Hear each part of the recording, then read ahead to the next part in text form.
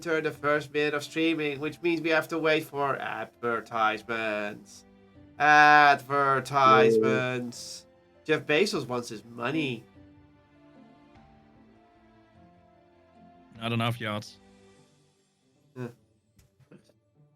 You know, he has so many yachts, he could probably play actual yacht dice with his yachts.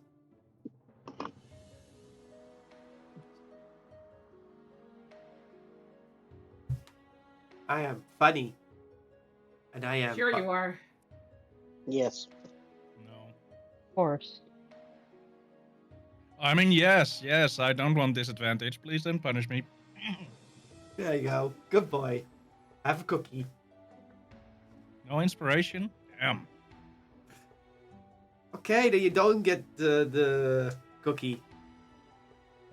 Ah, good. I need to lose weight anyway. I'll take the cookie. Put that cookie it's- down! There's the ad break. 1 minute of ad breakeronis coming right up. Because if you do it in the first actual minute, it doesn't count. Thank you, Boo. Twitch. Your game is missing features. Huh. Yeah, there's some new special loading stuff in there, and I'm like, I don't care, let me just do what I've been doing. No.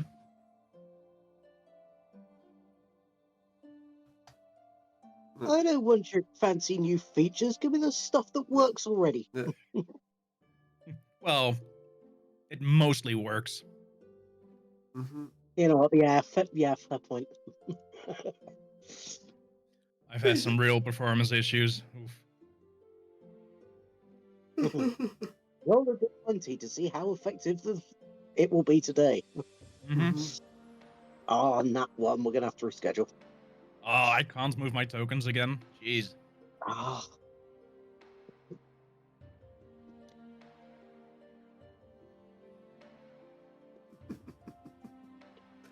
And we're free of the advertisementos.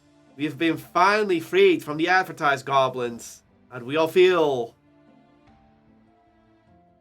Fireball? Ooh. with my fingers.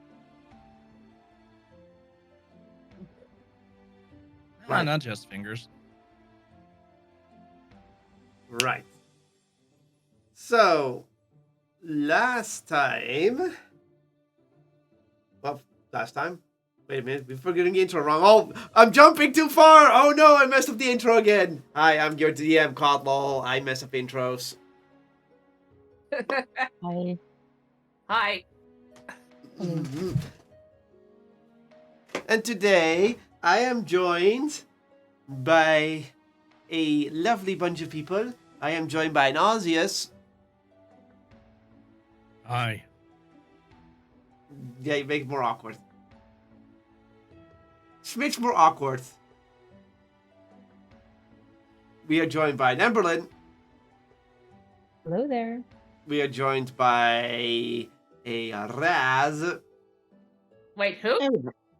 Error 404. Raz not found. Did you mean Lucas? What was the other way around? Oh well. And we're joined by a Poppy. Hi. And last time, you all were still in the city. In the city? Yeah. Clearly. Of the homuncula. We have the Chimera homunculi. The And, chimeras, yeah. You decided we're gonna stop any incursion of these freaking eldritch abomination known as the Ifrit from stepping up into this world. So, you decide to question your new infected, but not really sort of good person. Really weird how there's an infection of good in an evil race. Does it make it evil or does it make it good? Does it make double evil, does it good, or does it cancel each other out? Either way. You went to see Blank to get more information. You learned of a specific ally that the Ifrit have and the free candidates. And also you learned which path you're supposed to take, and it was either via an underground lake or go via the drow both options seem suboptimal, but you'll figure it out. You also learned that Eventually, somehow. You also learned that the drow may have been working on a ritual of some sort to make the Iflit go boom. Because the drow do not like the Iflit. Who does? You first went out to check out a library to get some information about the drow and the Iflit. And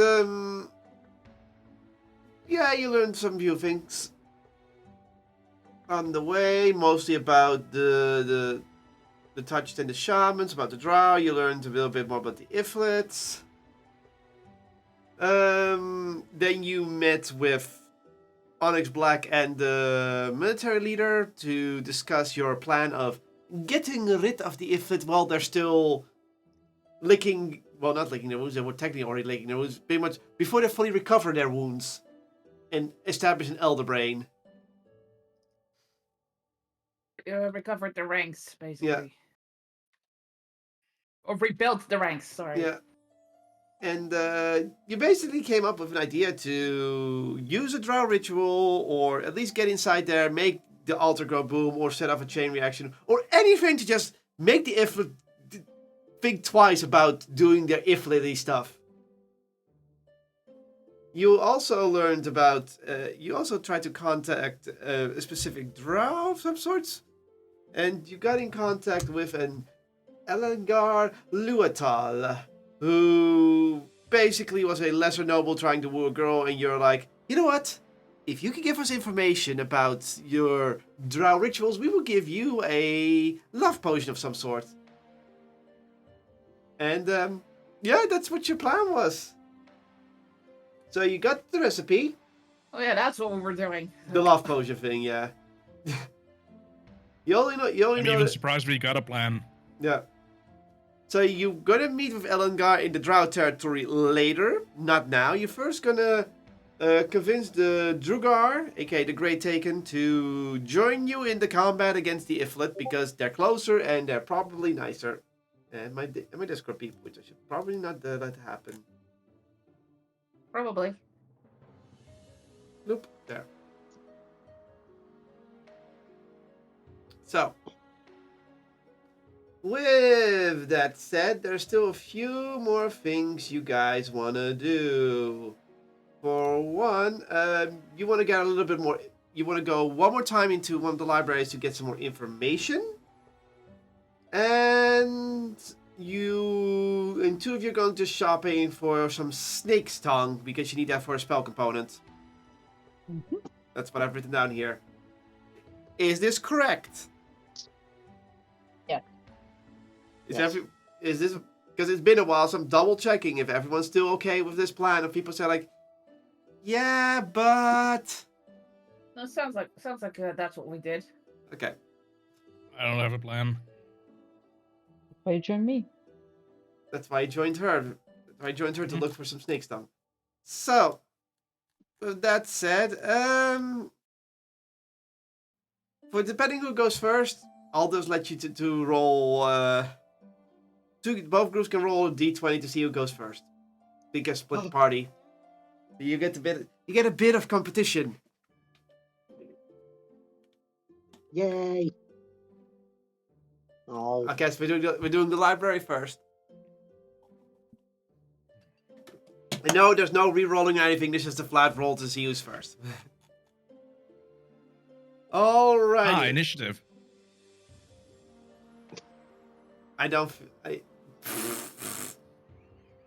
You still didn't beat Lucas, so whatever. Nice try. I beat Emberlyn, though. Anyway. Library group. You went to the Institute of Magical Development. Which library did you want to do? The general one, the magical one, or did you want to get into the archives?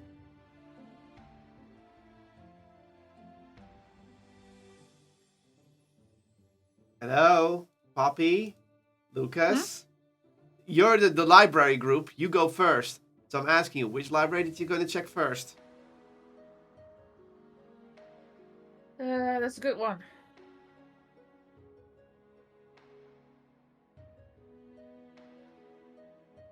Oh, jeez.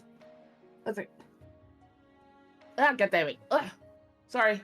I had to sneeze, but it wasn't coming. I hate that. Uh,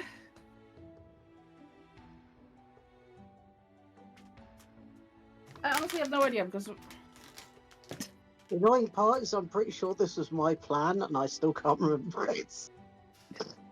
You were trying to gather more information about either the Drow, the Drugar, or the Illithid. Mostly the Drugar, because even though you already got quite some information about them, you want a bit more.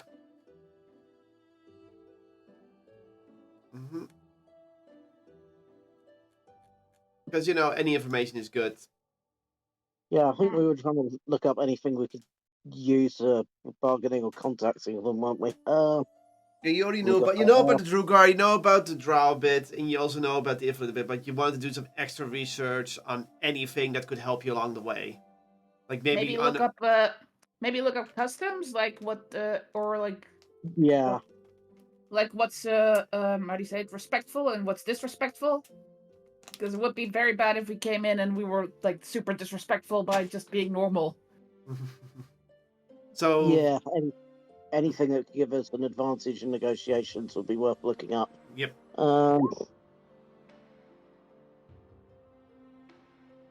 I assume that would come under general?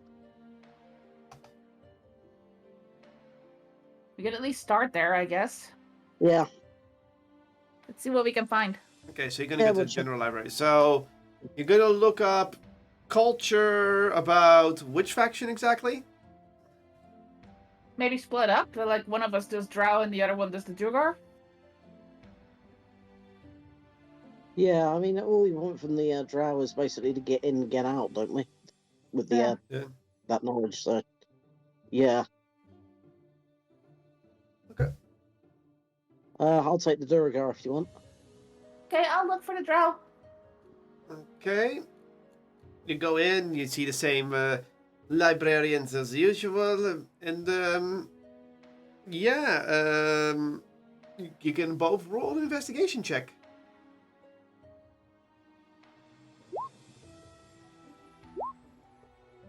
Did I just roll twice? Jesus. Yep. Yes. So I'm gonna go with first roll, I'm afraid. No, that's fine because normally you get like the dice rolling over the thing, but it didn't do it this time. It just immediately rolled. Weird. Okay, so 9 for Poppy and 30 for Lucas.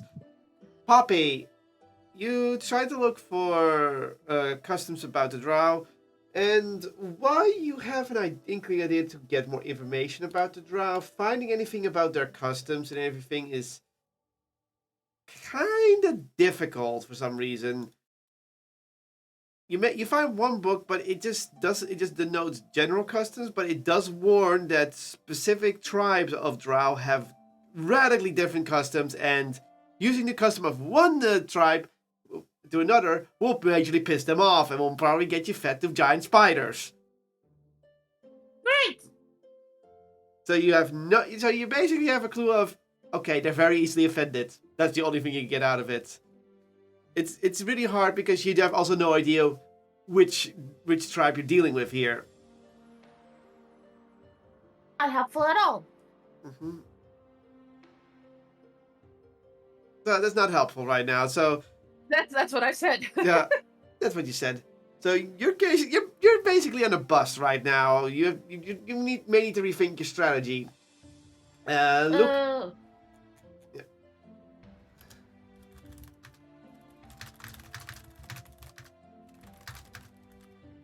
Lucas, was that 30?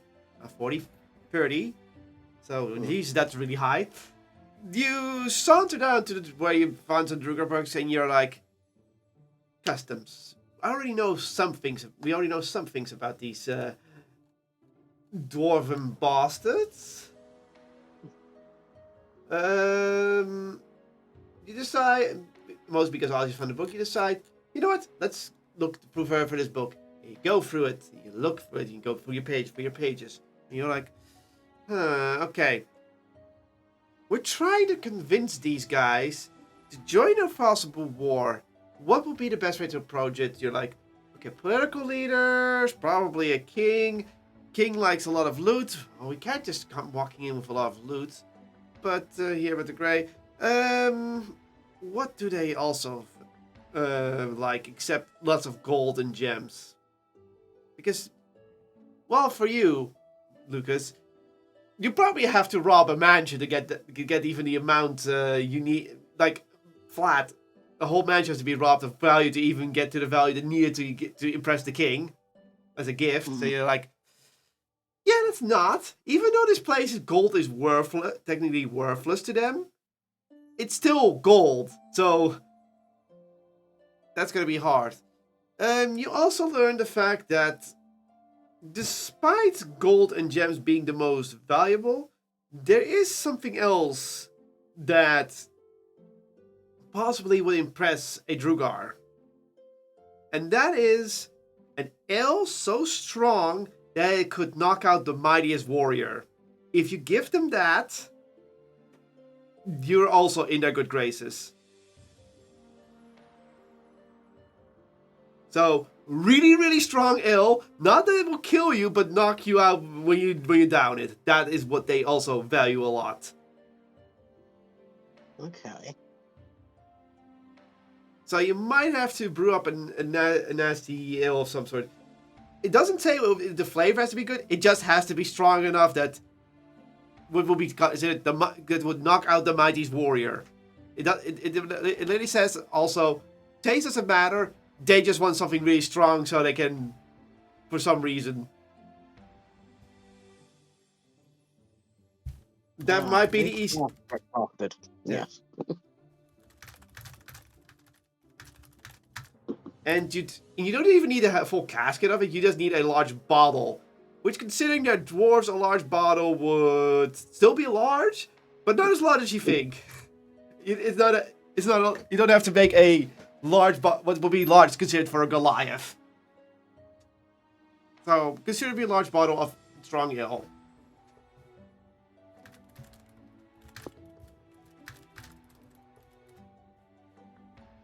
Okay. Anything else that's about things? They're rough, they're gruff, they also value strength, they value honesty to a degree. They can be quite conniving. And whatever you do, don't be too stubborn around them. If they literally do not like something, drop the subject immediately. If you keep pushing them, it might just turn into a battlefield. They're very easily pissed off. Okay. And and especially if you address someone of a high rank, make sure to never use terms like buddy or pal. How Okay, about so respectful, not overly casual. Yeah, fair enough. And also compliment their beards. Always compliment the beards. Naturally. Okay, that's pretty much what you found out. Fair enough. That's more than enough information. Okay. After a little while, you two reconvene and you share information.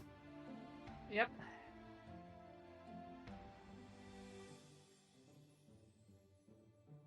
I don't have a lot to share because I didn't find a lot.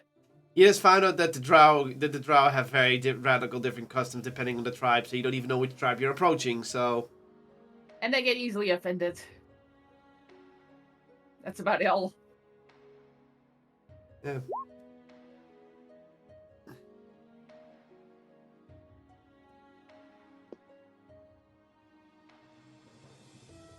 Okay.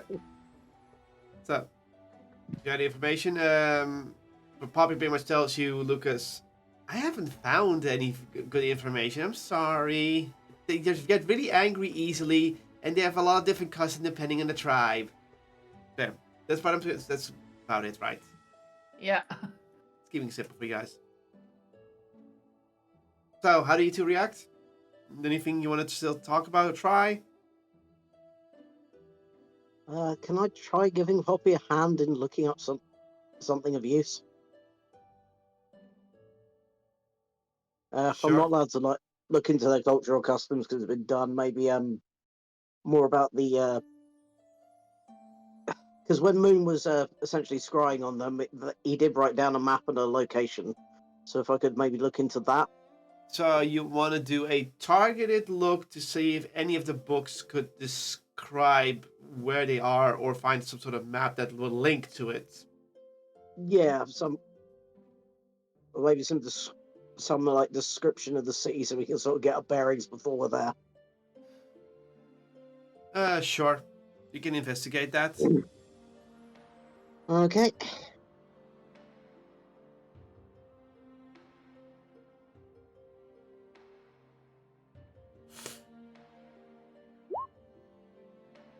$17. Lucas, you walk towards where the trial books are, and you think like, okay, we have this map, we have this information, and you start looking through it, and you just keep looking through it, and as time passes on, the pages start to flip. You flip as the pages flip by. You're like, okay, anything structural, anything where they are, what kind of tribe they are, and it's like, you just do not find anything of use. It's just constantly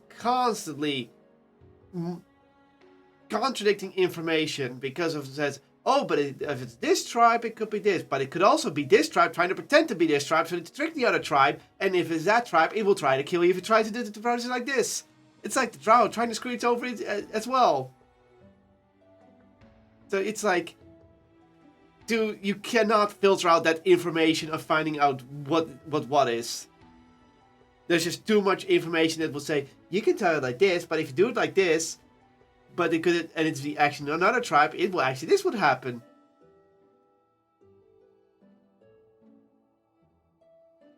The only thing you find out is like, drow are tricky bastards. That's the only thing you could find out. An entire tome just to tell me the drow are tricky bastards. Yeah, but Truly a magnificent research. Here's the one thing. To the drow, it doesn't matter if you're an outsider or a fellow drow. They will try to trick you in some sort of way and smash you up. So, at that point, they're equal opportunity. So they're not what you would say racist at that point, but that's because they're bastard towards everyone, even their own. Equally prejudiced. Very egalitarian. Yeah. I think that's the word. Yeah. I'm not prejudiced. I hate all of you equally. Yes. Basically. But you will stand out if you come in as outsiders. But the chances of you literally walking in as outsiders and they will say, hey, outsiders not welcome. No, they will just get more curious at first because you're outsiders. But they won't. But they will treat you the same. They might treat you the same as insiders, as long as they're civilized. Actual tribes, more tribalistic ones, they will probably attack you.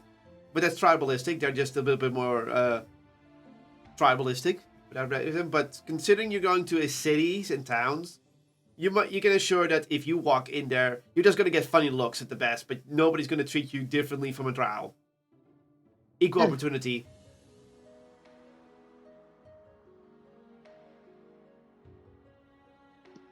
That's it. But nothing else about customs or anything else. It's like, it's too complicated. You cannot nail the information to find which tribe these people, the ones you're going to visit. You just can't. Therefore, you cannot find what the right way to approach this is.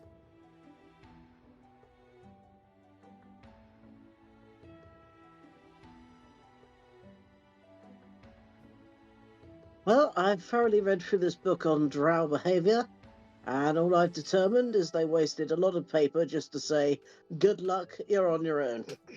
Yeah.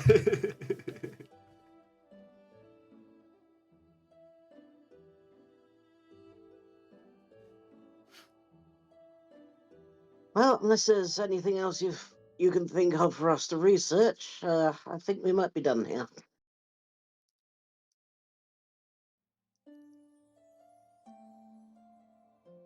Z, are you talking? Oh, hello? Okay. You got, so I guess, but all of you have got nothing? I got nothing. And, Lucas doesn't have one either, so I guess then that this is a dead end. Unfortunately. Try Well, to... At least looking as the Doriar panned out, we basically need to treat them with respect, courtesy, but not too casually, and see if we can find them some really potent ale. Okay. It should be easy enough, I think. Next question, I wonder if your people drink. I wonder if they've got any aged ale. I can ask my mom's, my mother, see if she's got something. Or if she knows how to get something. Mom, I need to find strongest ale. You're not drinking, young lady!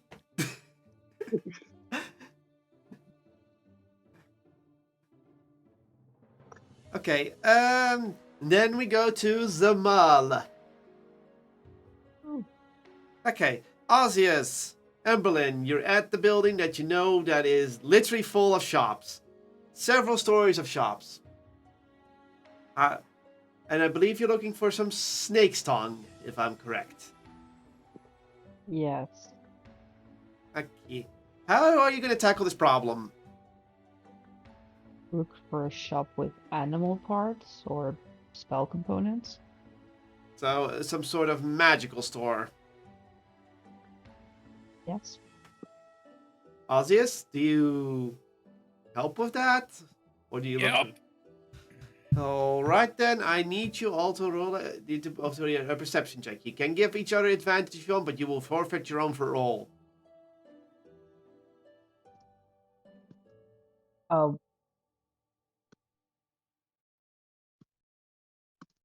I'll give you advantage, I think. Damn it. I have to roll again. Huh. Perception, right? That Yeah. wasn't investigation. Was it perception? Yeah. Because you're trying to look for finding it. 15.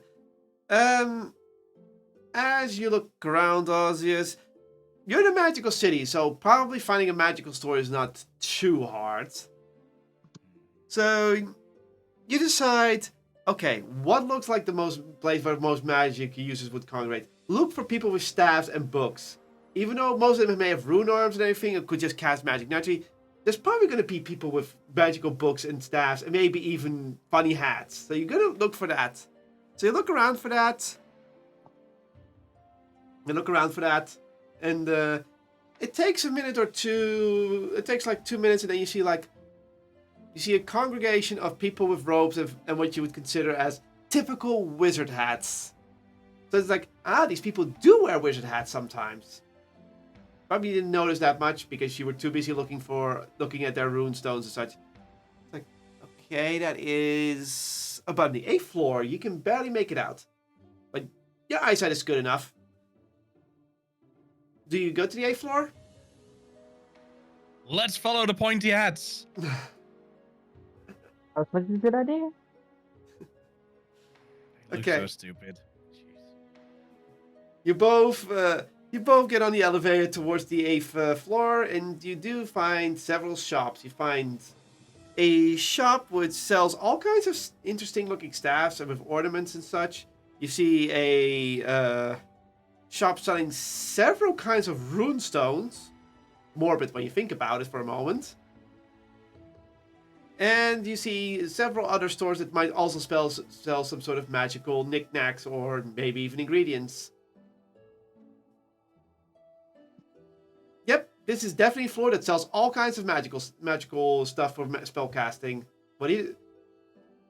Anyone that catches your eye? Do I see any animal parts, like from the windows or anything? So you're looking for specifically something that would sell animal parts for magical components, right? Yeah. There is a store that looks like it sells all kinds of ingredients in a jar. Considering animal components have a tendency to dry out and lose their componentness, or start rotting, you probably think those any sort of ingredients in jars is probably the best shop to go to. So you probably should go to what you would perceive as the jar shop. The jar shop Jarring. sounds good.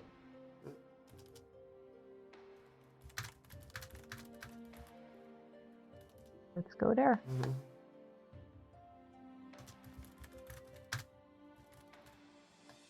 Okay, trying that.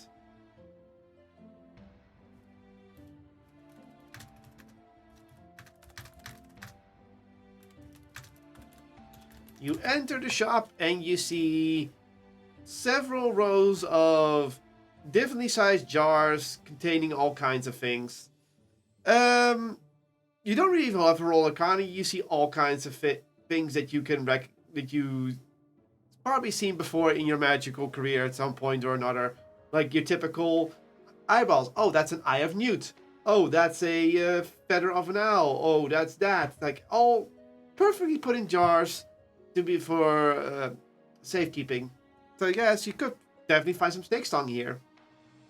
There is a shopkeeper behind. It's an older looking lady. Without any runes, runestones on her, and of course, a horn sticking out. And she looks at you. Can I help you? Hello. Yes. Yes, I am looking for a component for just a tiny little spell. Oh, what kind of spell? Well, the component I need is snake's tongue. I suppose that's all you need to know, right? Snake's tongue. Venomous type? Or does it have to be a viper or a cobra or a python? Or does any old snake apply? Any should do. Okay, that would at least rule out larger snakes. Some simple ones. Just for simple snake's tongue. Let me think. How much are you willing to spend? Will you tell me how much it costs? Well, it depends on the ingredient. Should at least be one. Should be. Let me think. Let me think. 3 gray for at least a small batch. 10 gray for a full batch of the cheapest stuff. The currency.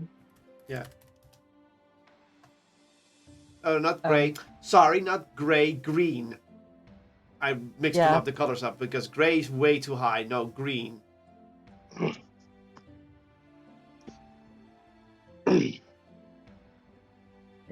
need to check how much I have left anyhow. Can I use these keys and I hold them out? 10 greens would be 10 level 1 slots, technically. I can use the keys that we got? Yes. That means Okay. basically a credit system. It's basically a credit card system. It's kind of a weird mix between So- credit cards and actual currency.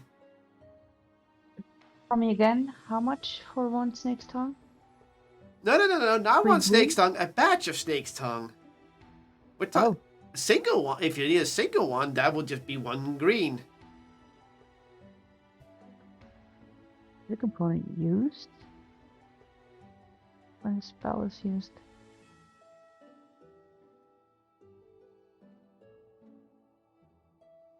I find out if the component is gone after a spell is used. As you say, consumed. It doesn't, so You can also check the material component, and if it says star and it says then consumed, it's gone. Which spell is it? I can check for you. A math suggestion. Huh? Math suggestion. Suggestion?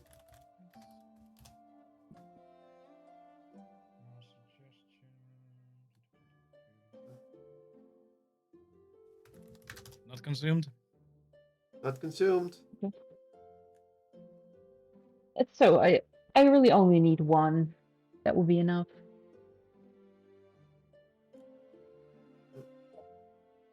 It can be snakes or either a honeycomb or a drop of sweet oil. It's not consumed, it says. No.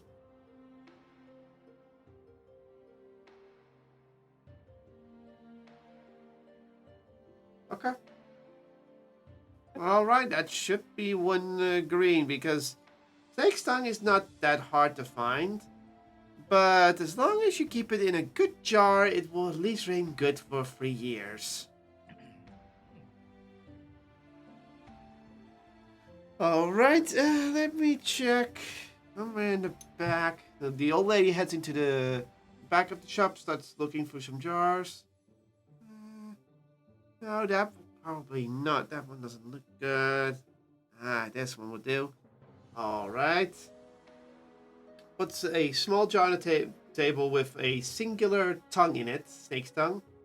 Seems to be of a slightly larger snake. Alright. An underdark snake's tongue. That will be 1 green, please. Here you go. Okay. You give her 1 green charge. You just do it via the rune stone with the rune key system. I need to explain. So, one of your greens loses 1 charge. And like, all right, nice you're doing business. Oh, thank you. So in D&D Beyond, it only says snake's tongue and not that drop of sweet oil. No, that's an alternate component that I'm reading here on another site. So it doesn't have to be snake's tongue, but it has to be something in similar like that. Okay, oh, then I'm good. Well, Yeah. while we're here, we might as well check out some other. Oh no, a snake's tongue and either or a bit of honeycomb or a drop of sweet oil. So you can be snake's tongue and either a bit of honeycomb or a drop of sweet oil. So Okay, then I am going to ask that woman if she has any of those two. sweet oil is that. I mean, to find something sweet is very easy. She pulls out a small jar with a little liquid in it. Again, 1 green. All right, there you go. Considering these are parts for a strong spell, you consider the fact that these things are cheap. Yeah, you're not surprised considering these people are basically people who took over the Archmage and stuff, so they probably have enough for to last a long while. So that's why it's technically cheap to get this. Spell slots are more important to them than the components. Makes sense. So you also get that. Get a bit of a jar of sweet oil. Not honey, sweet oil. Okay. Okay. And your son's right out of the shop. Is there anything else you want to do? Well, we might as well wander around to find some interesting items. Right, Ovia? What? You want to wander around? Oh, yeah. You might see something interesting. Okay. So you just want to wander around to find anything interesting. Anything Something- powerful, to be exact. You? Well, thanks, but that's not what I meant. Okay. Okay. So you're trying to find something powerful on a magical skill, right? Yeah. You can either roll perception to use your senses to find out, or you can roll an arcana to sense the magic around you to find something powerful. But considering how much magic there's flowing in, arcana will be at a disadvantage, because trying to focus on the most powerful thing that might not be a power source is going to be a bit more difficult. Then I'll use perception. Mm-hmm. Okay, 16. You try to sense out the powerful, something magically powerful. You are in a magical place, and there are several things that can carry your attention at first, but you decide to hone those out because focusing on only the magic, you get a lot of hits, and it can be a part of the building or something else. You try to look for something you can buy, so you try to use your senses as well, your eyes, your ears, and your sense of magic. You look around, and while at first it doesn't look like it, you see in a shop where they sell wand staff, you see a particular staff that looks very damaged, like it has been in many fights. The gems is heavily scratched. The texture of the staff that at first glance looks like a strong metal has little spots of rust and a lot of scratches on it, and any ornamental stuff like silver and such have mostly been flaked away. It's very damaged, but there is a strong magical sense from it. Like, despite it being useless and being damaged, it does have a lot of potential.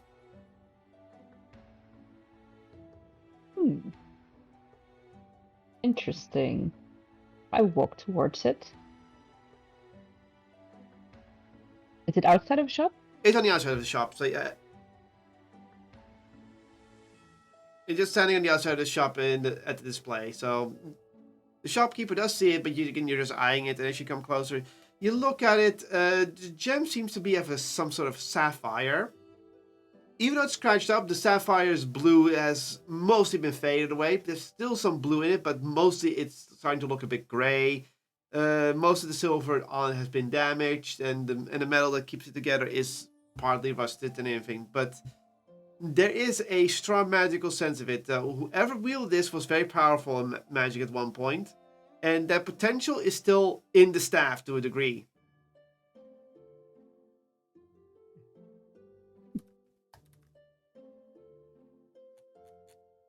Okay, I go inside. That's interesting enough.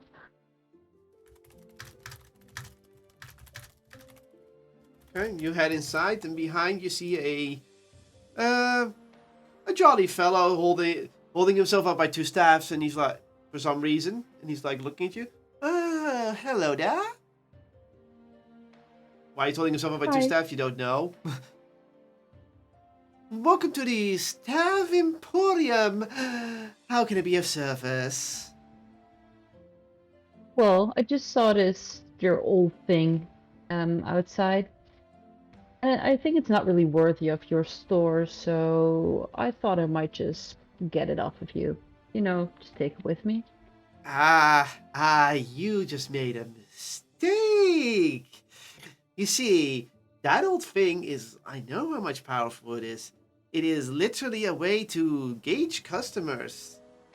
It is very, very powerful.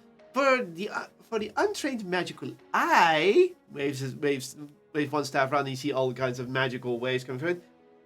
Good-looking staff with good-looking effects will make you think those are worth a lot. They're powerful, they look good.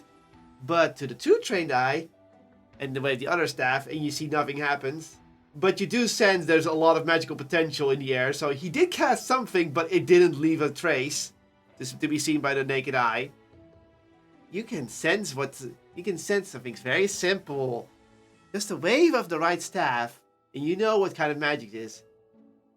People think magic is just all about show, all the effects and everything.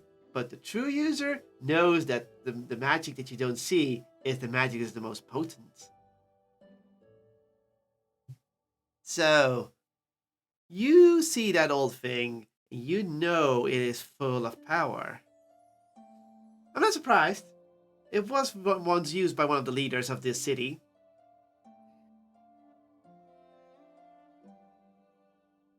So it's actually not for sale? Or just use it to gauge customers? It is technically for sale. But the thing is, nobody wants to buy the old staff of a leader because, respect and things. But it was donated to us because, according to Onyx Black and even previous leaders, to leave gear out for no use is potential lost. But for some reason, nobody bought it, and for the years, it's stuck there. Even for me, I tried to build that thing, but it's, well, I would say, magically too heavy for me. If I try to cast magic with it, it weighs me down tremendously. Well, you're in luck because we don't know that leader, so we're not burdened by any sentimental value to that. Oh yes, I you're do like right. a magical challenge. So you think you can wield the staff, huh? I think I can try. All right then, bring it inside. Let's see what you can do with it. Alright. So you grab the staff. You grab it. It seems fine. I mean, you're just grabbing the staff. You're not casting any magic with it yet.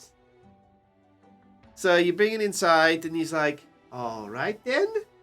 He flips a contraption under his desk, and you sense there is now a magical nullifying field around the shop.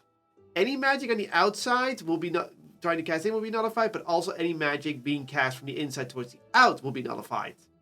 But you can still cast magic, but it's just the edges of the shop are now sort of protected by a nullifying field.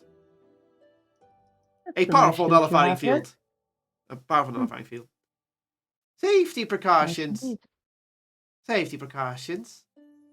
Alrighty then. So, have you ever casted with a staff before? Actually, I have not. Ah, natural casting. Yes, mostly wizards will use casting with a staff or wand, or those who do not have true magical potential. You see, there are many ways of understanding magic. Some use wands that already have the spell prepared in them, therefore they won't have to use their own magical senses. But magical staffs, used by powerful wizards, they're a funny little thing. They... How would I say this? As the wizard or the magic caster grows stronger and casts more magic and gains more experience, the staff grows in turn with them. This is why most powerful wizards have some sort of staff, and when they pass away, their experience and power is still within the staff to a degree.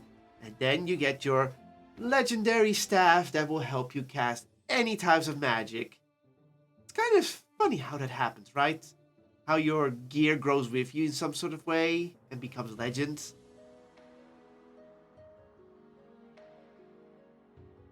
What magic can this staff cast?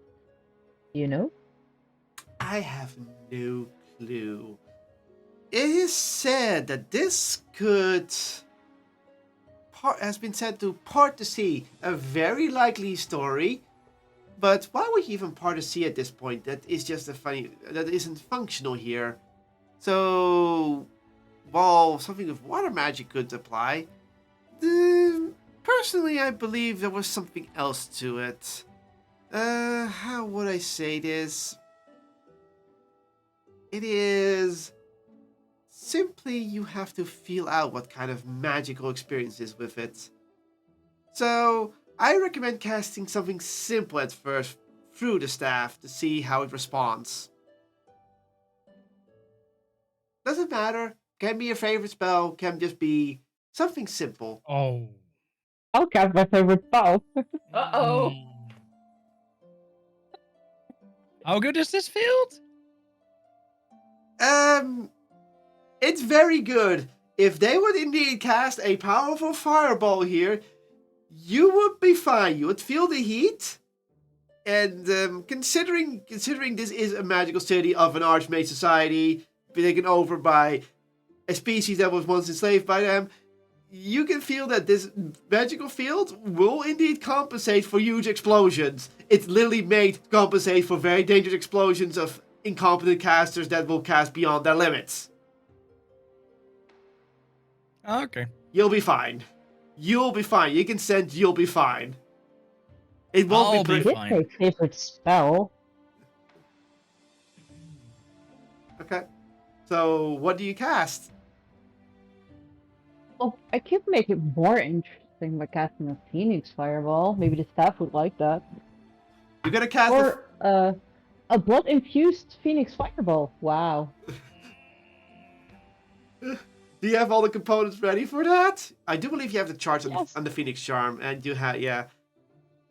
I do Okay. actually have a jar of blood. I have quite some components of blood already. Are you gonna do this? Yes. Okay. You hold up the staff and think about it. Instead of using your hands and your natural ability, you decide both hands and the staff, and you try to challenge it through the staff. As you try to cast this powerful fireball from the staff's gem, you start feeling a tug of war, a pushback. I need you to roll a wisdom saving throw and an arcana check.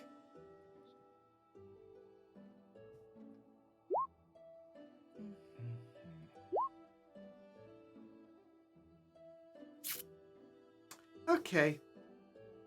As you try to manifest this powerful ball, focusing all the components on you, and you try to feel it, you try to feel the energy flowing through it. Then you start it, and then you feel a backlash of power coming back at you. The staff becomes heavy, and you keep trying to hold up, but your arms are going down, and you just feel like you have to let go. Do you let go of the staff? Oh no. That's a silly question. No. Strength check. Dear.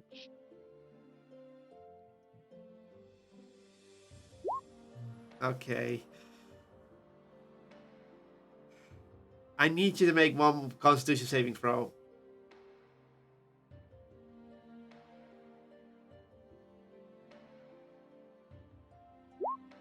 Okay. Okay, you're at least that's a good nat 20.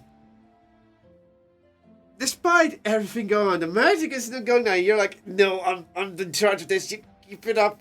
You can't fully keep it up. And while you keep casting, you are in a constant tug of war with this thing. When you start to feel your strength being sapped, you take a deep breath and you remain composed. The spell is not coming out, but you are in a, let's say, a magical and physical combat with this staff. Like, whatever this staff is doing, it's not letting you acknowledge you as its master. But at the same time, you're also not conceding to his demand. You are in a tie. Mhm. So after a little bit, he's like, well, someone can at least keep the staff up for a bit.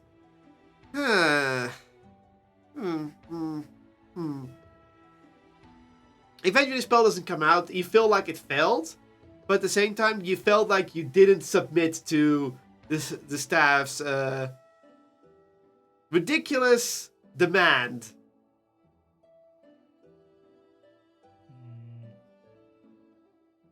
Essentially, the spell didn't work, but you didn't let the staff win either. So basically, you felt like you had a draw with the staff.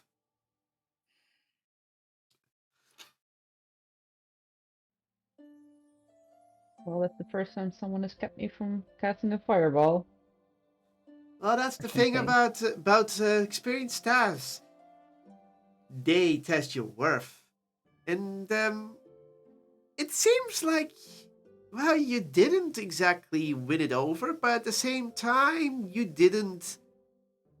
You pretty much told it that you're also not a quitter. You're both equally stubborn at that point, which is quite impressive to say, young lady. Not many have the fortitude to keep such a powerful staff in check. Do it again. Maybe I should cast Disintegrate with it.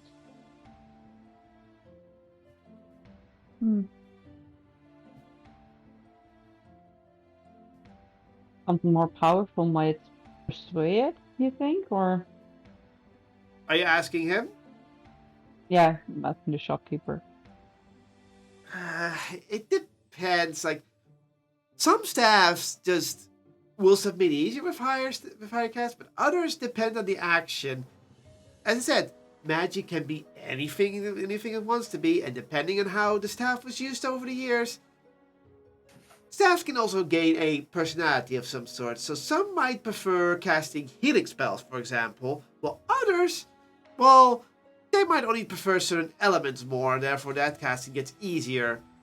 As I said, with this one, leader stuff has a lot of secrecy, so they didn't fully tell us. We just keep hearing about water and water and water, and like, yeah, but if you look outside, there's a little bit of water, and parting seas, again, I don't believe it. I believe that's just a fairy tale. Because even if you could part the seas for a bit like that, that takes a lot of spell slots to consume that much moving water. You'd be drained within 2 minutes. And why would you part the sea for 2 minutes? That's not enough to cross it.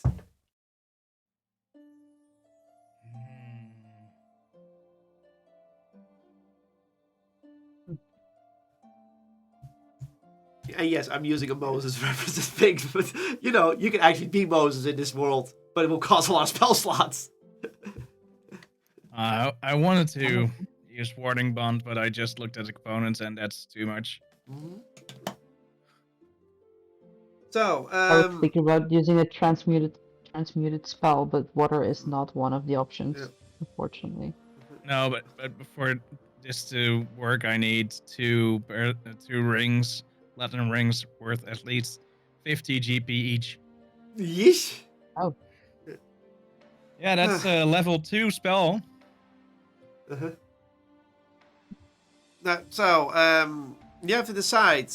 Are you going to take it with you? Do you want to get prepared at some point? Do you want to use it? Like, you know, you can probably within time could maybe wield this staff in a magical sense to enhance your spells in some sort of way. But at the moment, it will refuse. It's going to take some training. You're not there yet. I mean, anything that could give me more power than I already have, I'm interested in, so... Yeah, maybe we just have to get used to each other, and I just look at the staff. Ooh, I do recommend getting it fixed and touched up. As I said, staffs could have personality to them, and it could become great for fixing it up, but sometimes they can also get angry because fixing up, because the scars are part of its personality. You just have to feel this kind of thing out. Of course, newly made staff. Of course, newly made staff do not have this problem. Unless you use certain components, like for magical creatures, then they might get a personality from those creatures. But again, depends. I mean, it's stubborn, so I don't think it wants to be fixed up, but... Alright. How much is it? Well, considering we're stuck in this is technically a relic of a past leader to people don't really want to use it to, we can gauge our customers, but to be fair, we have other stats for that too. Nobody can really wield it, so we're kind of stuck in, it's high price, but we can't price it too high because then nobody who could wield it could probably afford it. And if they could afford it, and if they have that much power, why would they buy this? Like this, we're kind of in this thing, so we've decided that might be too gray at best. Considering how the system works, this is recently priced, though you probably don't have any keystones that have higher value. 2 gray is technically recently priced for you because it's 2 level 4 spell slots. Alright. I'll which is give the you most 2 gray commonly for him. used one, which is the most commonly used spell slot for higher magic, because you can give a level 8 spell slot, but then there's not much level 8 spells, and at the same time, most things upcast level 8 aren't that special, so magic and spell slots are weird. So 2 gray. I am giving him 2 gray. So you get your gray with 2 charges, and you pay it. It's like, well, sad to see it go after so long, but if it could have a master who is willingly as stubborn as itself, well, I don't see why not. Thank you for doing business. Thanks. And I just keep looking at the staff while I walk out. Mm-hmm. Can you roll me an Arcana check?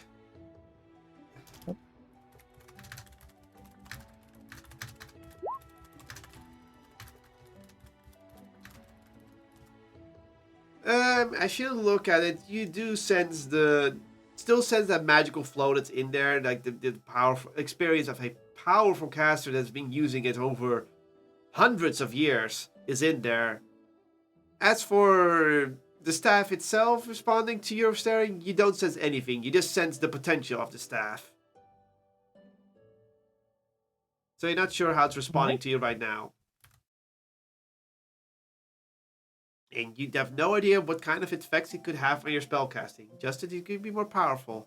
Just write in your items the Sapphire Staff for the time being. You have no idea otherwise. Okay. Okay.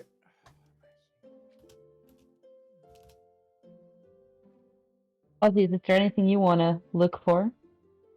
I should get platinum rings, but they're so expensive. But you pay here in spell slots. Yeah. Yeah. They might be less Well, let's expensive see here. if I can find some. Grumble, grumble.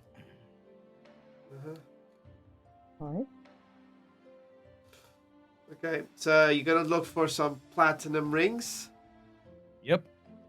That might also make it easier to convince that staff of yours. Okay. Roll me an investigation check. I help? Sure, roll it. You look around for for a shop that could sell platinum rings. Thought I could help. Sorry. No, you can only give him advantage. You can't roll for yourself. Oh. Oh, then I'll do that. Okay, you have advantage, Osius. Can we roll? You can. Okay. 6. So now you have 16 times more the investigation. Yeah, I went there. Anyway, you look around the place. You decide to look for platinum rings. It's gonna be hard to find that because rings. So could it be magical? Could it be any kinds of smithery? Maybe a jeweler. You look around for a bit on this level, and you're just like, there don't seem to be anything that looks like platinum ring sellers. So you look up a bit, and then you're like, wait, that looks like a jewelry store on the 10th level. Maybe they have it. Do you go to the 10th floor? Yep. Yep. So the silvery turtle and the fiery lady go up the elevators to the 10th floor, and you head towards what looks like a jewelry store of some sort. At first glance, you think it's your typical jewelry store, but then you notice that most jewelries do not actually have gems on them, but runestones. Considering this species technically most live on runestones embedded in them, you probably think that this jewelry store is selling with runestones on them to help stabilize people with runestones embedded into their body. That's your first instinct. But they also have, but there are also some, but they do use rings of silver, gold, and platinum. So you might be able to ask the shopkeeper, do you just have normal platinum rings? Yep. They go inside. Yep.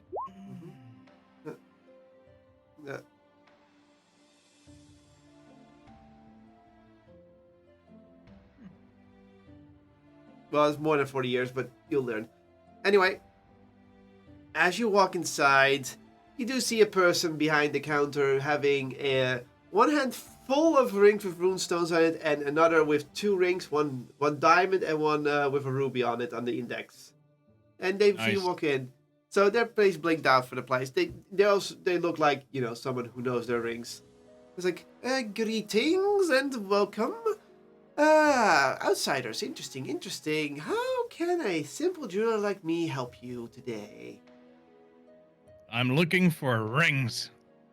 Well, you've come to the right place, my friend.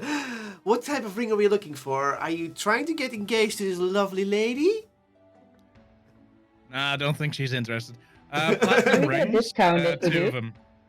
What? If we get a discount, honey, we might as well. Okay, apparently we're getting no. Maybe it's going to be more expensive now because we're not desperate, but really looking for something. Oh, trying to play a little bit of a con game. Obviously, you blew that deception roll already. Autofill because of Maz's mouth. Yeah. Well, suit yourself. I just. Anyway, okay. What kind of rings are we looking for? Are we looking for magically infused rings with runestones in them? Specific gems, maybe for some sort of magical No, it's for duty? spells. Yeah, that doesn't narrow it down. Do you need any It specific just material? has to be a specific worth. Specific worth. I'm guessing the worth is spelled in gold pieces, correct? Yeah. Yes. And how much? How much is it? Purity? 50 each. 50. There are 2 rings of about a gold piece value of 50. Yes.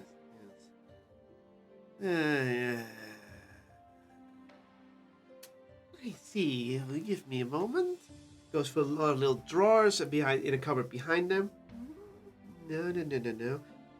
That is not pure enough. Oh, that might have some interesting side effects. No. Oh, no. Those are cursed. We only keep those around for people who want to deal with curses. Sorry. We have cursed rings here sometimes.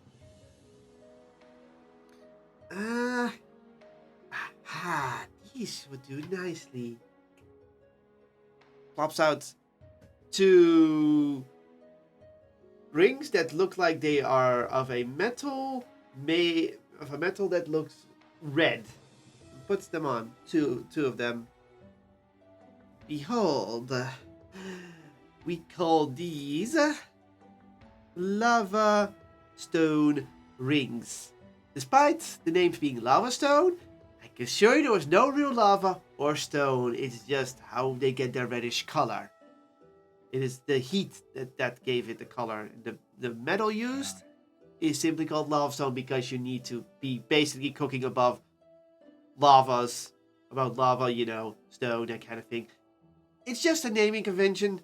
The actual metal was named by dwarves. So it doesn't give fire resistance. Such a shame, honey. Very, very funny.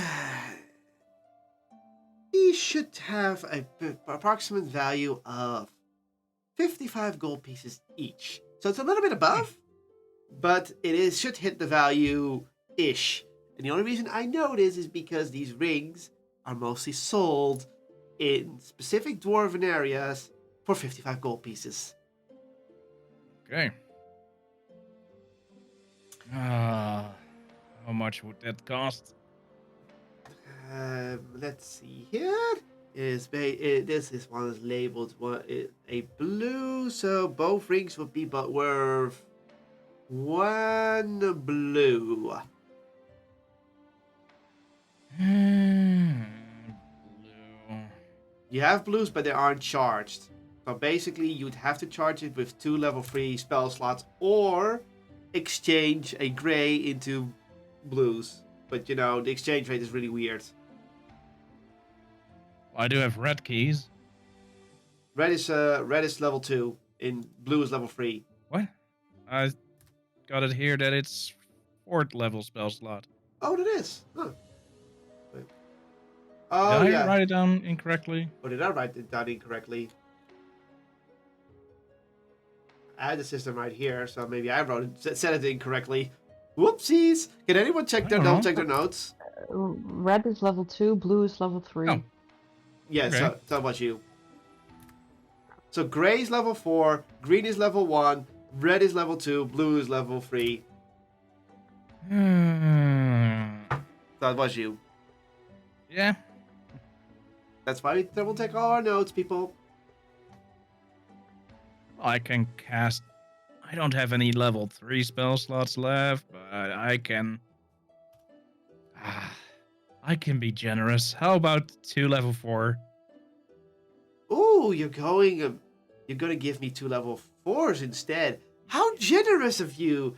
For that, I will give you a nice bonus. Opens one of the other cabinets that is labeled with a red thing.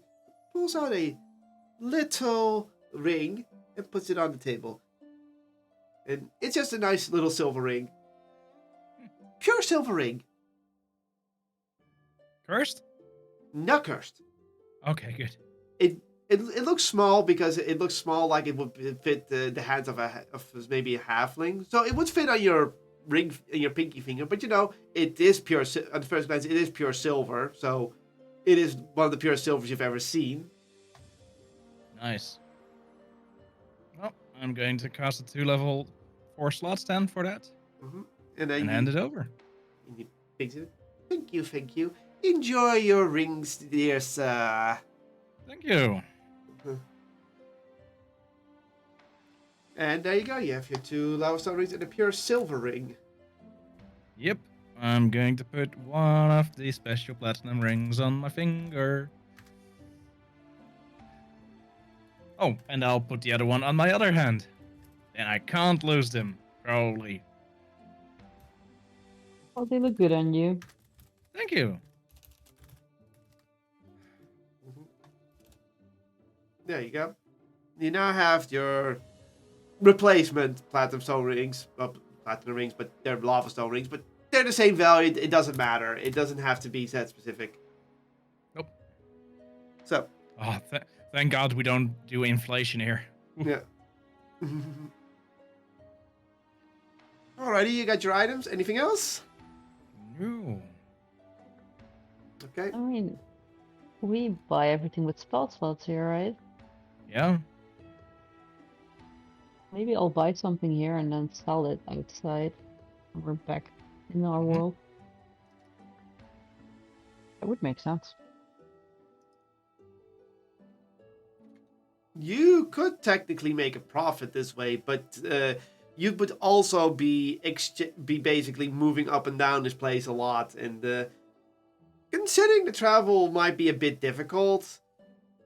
Yes, you could make a lot of money this way, but you would also be constantly moving around.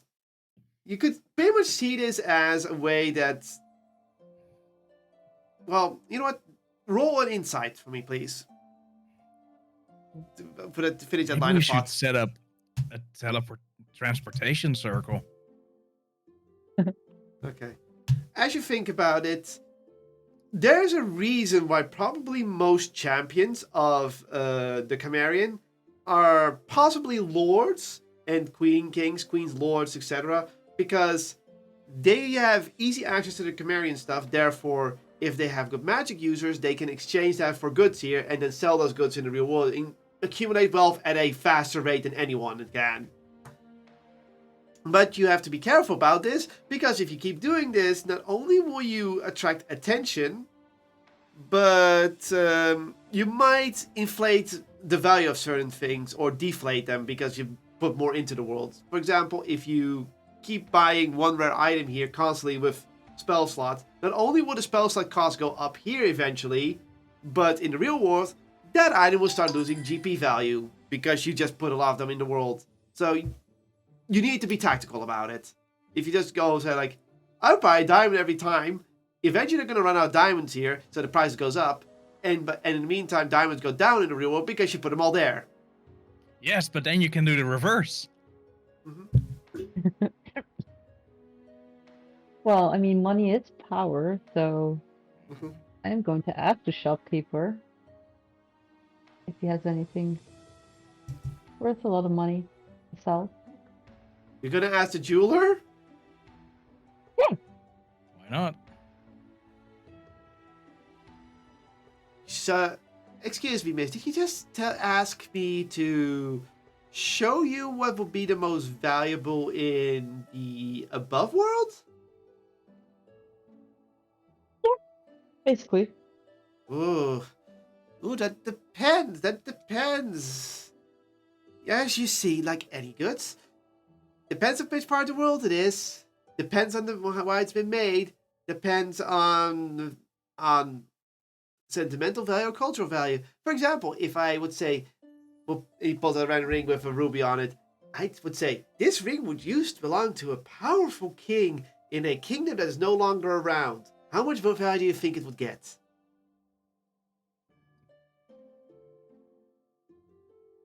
Well, I mean, anyone can make up a story, so I don't really believe in that. Is Exactly. The any value, material or gemstones that have a lot of value, I suppose? that would be your typical pure diamonds embroidered in the pure platinum. And even those are quite rare here. It's not that it takes a lot of skill and manpower to get flawless diamonds and flawless platinum in high quantities. So there is specific value here. So even if I would have something like that, and I'm afraid I do not have a flawless diamond with a flawless ring, but if they would exist, they would cost quite some powerful spell slots. We're talking about at least 3 level 9 slots Hmm. for their rarity. But I do guess certain things here might be different value in the above world because we're underground, so certain materials are easier to find than above ground, and it depends. Like, I do have a lot of gold values here, and certain things here might be cheaper for you to get with your spell slots than, let's say, in the above world. It just Like depends. what? For most gold and gold in all kinds of shapes and sizes helps. Mostly with some nice pure gemstones. Like a gold ring with several emeralds encrusted in it. And he pulls one out from the case below him and holds it up. This one, I believe in the upper world would be 2 platinum. It was, we don't know, I don't know the history of it. I just know it came into our possession due to some sort of reasoning with one of the champions. He took it from it and gave it to us and tells us like, look, I don't care. I need some. Need this for. He traded for another ring. What was the ring again? Right, Ring of Ogre Strength. And he traded. And I was like, oh sure. I mean, rings like these are a bit more common here, but the value of it is was slightly higher, so it was a good trade altogether. Because a Ring of Ogre Strength is something we can make here with cheaper materials. So this ring right here is a 2 platinum, but in here, probably a level 6 spell slot. Maybe 2? Yeah, 2. A level 6 spell slot? Yeah. It would take 2 level 2 spell slots to get this off my person, so to speak, for payment. Yes, we do know that the more powerful you are in magic, you can just take one rest and it's right in your grasp. But that's just how this society works. We value magical power because spell slots are used for everything. So on this thingy here, I have 9 green left and 1 gray, which would mean that there are 13 levels on here, right? So that should be enough. You would think so, but here's the thing. When you cast magic, you cast it at a certain level, right? And the base level is how it starts, and then you can upcast it for more value. but eventually you get spells that only are working the highest level and they get more rare. So you would think the highest spell slot is worth the most, and technically it is, but the value keeps changing depending on the level. Like if you, let's say, upcast something for level 7, from level 1 to level 7, you might as well cast, and then you cast at level 8, they have the same value at that point. So the value calculations for you upper dwellers are different because of how magic works. Like if you would, let's say, cast a level 7 magic missile, you might as well cast level 8 at that point and have a slightly better effect. Because it's level 7 might be the same as level 6. Magic is strange like that. So, I said 2 level 6s because that is the material costs we put on the magical value. In exchange rates, it depends how it goes. Sometimes lower values are better than others. So you said you have a total of 13 levels and spread on how much? 9 green and 1 gray. So 9 green charges and 1 gray charge. Gray charges are always one of the more valuable ones because it's that nice in between useful and powerful, but not too useful and powerful. A lot of level 1s. Converting that upwards. You see him do some math calculus. You'd be 2 gray short, I'm afraid. No, not 2 gray. 2 green short. Well, I have that magic myself to make up for it. So you could infuse it yourself and then pay like that. Okay. That I would... hold up the ring and then I look at it. I think, well, why not? I mean, I need to be rich if I'm gonna gain more power, right? Oh, did I say that out loud? Yes. But I do warn you, even though this ring is that value, you do have to find someone who's willing to buy it off you. And people who are willing to pay 2 platinum for it are not willing to pay 2 platinum for it. They're willing to buy it cheaper. Or it needs to be a gift of some sort to show value. So, as I said, tricky customer. So you might not I'll get the just wear it value. myself until I find the right person. If you say so, ma'am. All right then. And he puts in the slab. And do you make the payment? Yep. Okay. You make the payment in charges, and he gives you the ring. It's now your responsibility. Good luck. Thank you. He takes his charges. And with that, our business has concluded. Indeed. Have a nice day. Have a Go nice outside. day.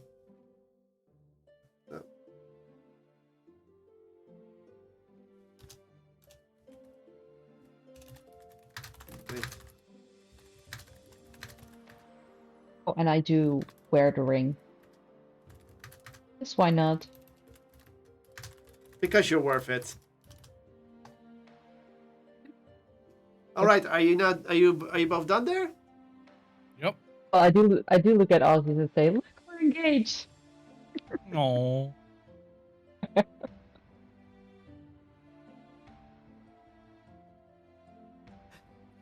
Although he did let me buy the ring for myself. Ugh. Yeah, we're I not. can't afford that. I can't afford that.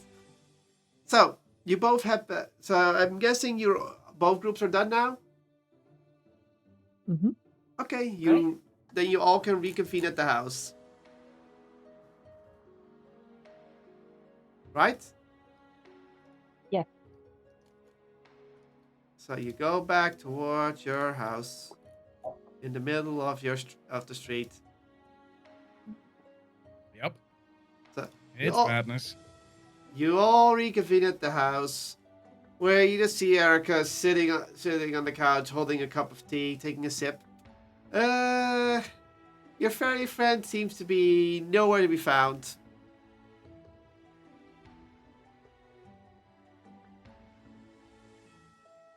So you enter, you see Erica sitting there without the ferry and you nearby. Any questions? Anything? Oh. Nothing? No. Erica, Not at this moment. Erica looks up. So, any interesting finds? We're engaged. Pardon?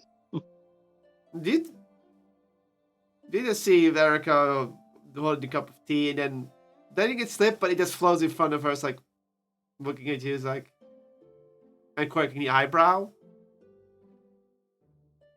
What's for dinner?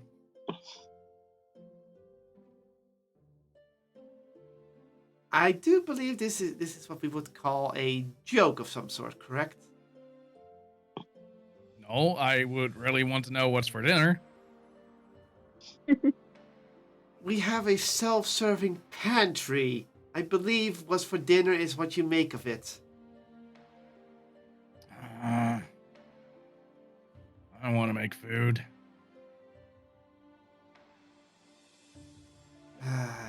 Either way, anything useful for the travels ahead? No? Maybe.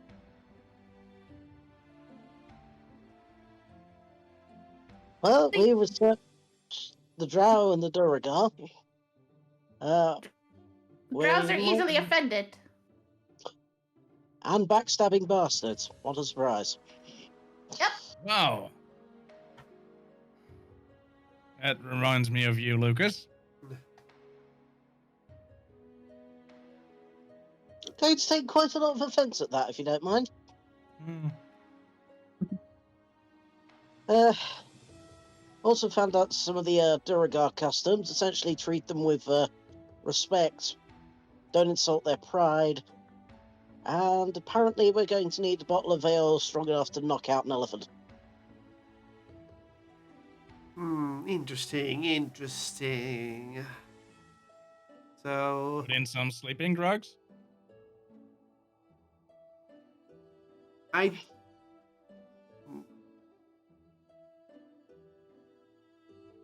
Do you think it would be wise to drug the Drugar as a test for your ale? It might notice the It would knock difference, them out. but it might...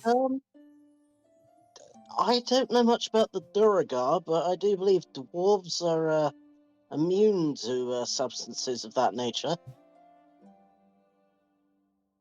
Well, they're immune to poison, so technically also alcohol. Well, that's probably why it needs to be really strong. So conventional poisons wouldn't work, such as a simple sleeping drug. You would have to really kick it up a notch to get them to feel such alcohol.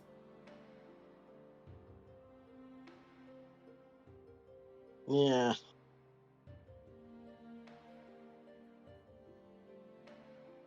Well, Mother, but I'm not sure she's gonna give me any. Oh, surely if you're with a responsible adult. We can at least try. I honestly do not doubt that these people will have some sort of ale that would please the Drugar. After all, they have contact with them, correct? Yes. So maybe they have a way of pacifying them. So you could stand to reason that they might procure such ale that would be tantalizing to them. The archmages would do that. And considering this is a city, this used to be the city of an archmage society, you understand, right? Yes. Finally, something's looking up in our favour. You just have to look in the right direction. But I'm not well versed of this area, so that is gonna be a question for the locals. Hence why we figured of asking Poppy's mother. Exactly.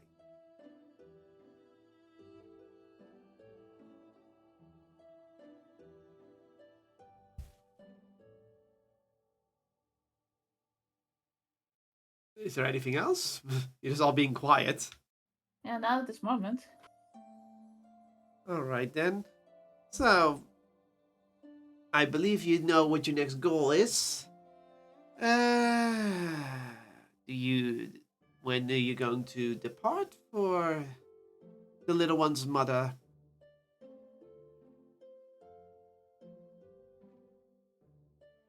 Probably best to go and see her sooner rather than later.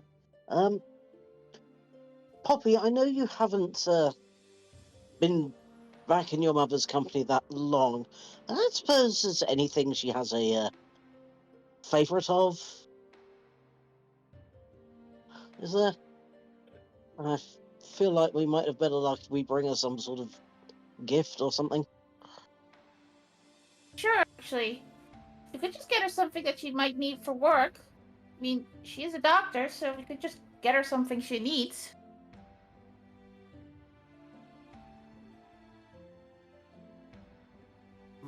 Any idea what?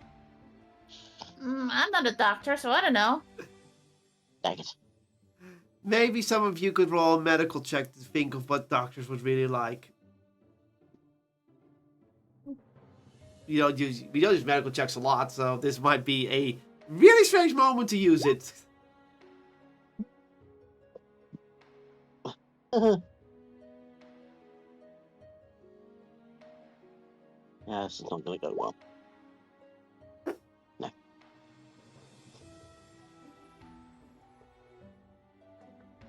Poppy, you're not throwing. It's not really my forte. I'm used to taking things rather than giving them. Lucas, you're like, I was never a doctor. I don't think I will ever be a doctor. I think my mother once said I should become a doctor, but I ignored it. That's strange. I was an orphan. Yeah. I don't remember my mother saying that. Ozzy's and Berlin, close enough. So, you try to think. Considering there's a even though these species are different per se, you do understand that they still have basic biological functions, and you know what kind of things. A gift for what would value her for work would definitely be something like how would I say this?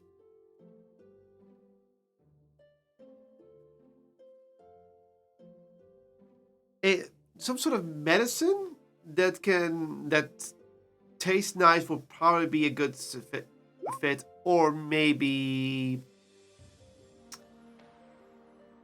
some sort of wand that has a magical spell pre-charged on it, like a healing wound spell.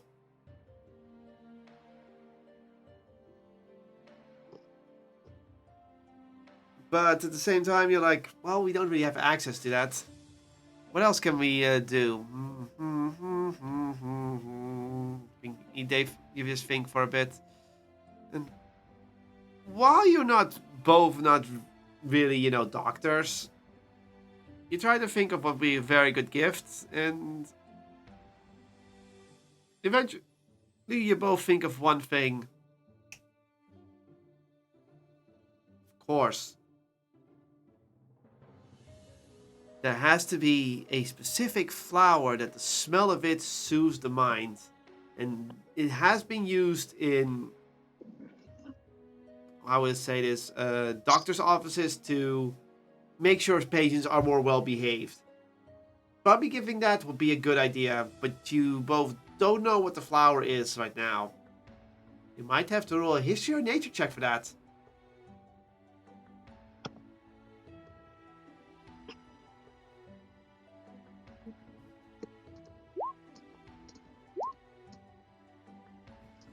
Ah. Oh. Emily, you try to think of the flower. You know it's a white flower of some sort with a sweet smell of some sort, but you just have no idea. Lucas, she did not name her the daughter Poppy. That was Eric. That was Veronica. Veronica, not Erica. Erica's over here. But Veronica named her that. She's actually called Red Kindling by her biological mother. Another good idea wasted.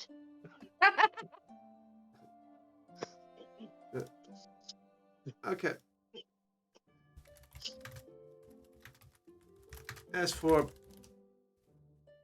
you, as for you, Moon, aka Ozzius. God damn it! Why am I flipping on the names for some reason? You would think of several things, but you do know that jasmines are the most well-known flower used in both medical reasoning, for medicine, but also for sweet smelling, and it's a white flower. So you might get a bouquet of jasmines. Would be definitely a nice gift to give to her.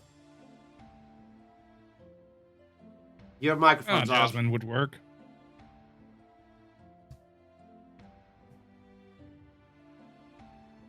Jasmine. Jasmines, you say? Oh, you gotta get her some jasmine. That's what you're saying. Yeah, smells nice. All right. And then Erica goes, all right. Do you have any idea how to procure jasmine in the Underdark? No.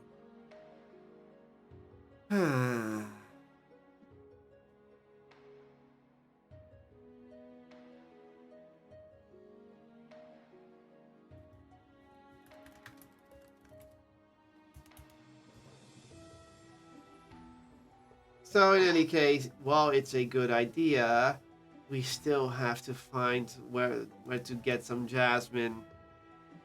And I doubt it grows here in the Underdark.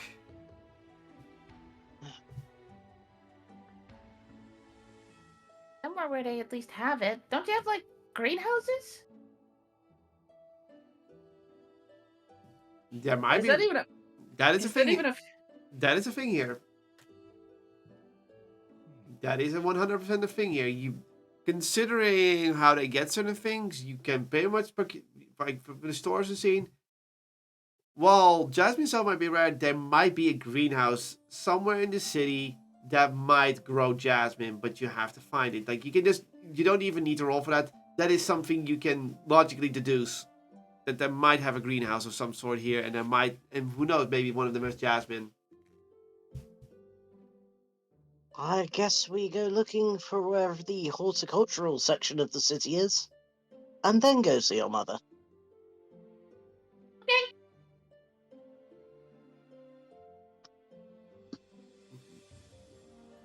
So you're gonna go look for greenhouses, huh? Yeah.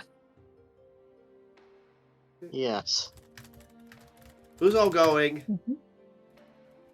I'll join. Why not? Ozzius? Yeah. So everyone's going. And Erica goes like, well, I will remain here on guard for our fairy companion. Contact me if you need me. Fair enough. So Erica is just staying behind again. Bye. Have fun. Do you have any idea where to start looking?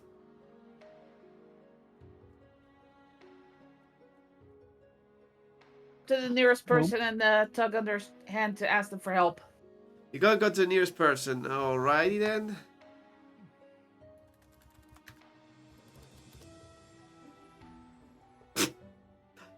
That number comes up a lot in this campaign. Alright. You walk up to the first person you find, and do you tug on their hand? Okay. It's a fellow Camarian, kind of tall, ruins, handful of ruins, ruined hand, whatever.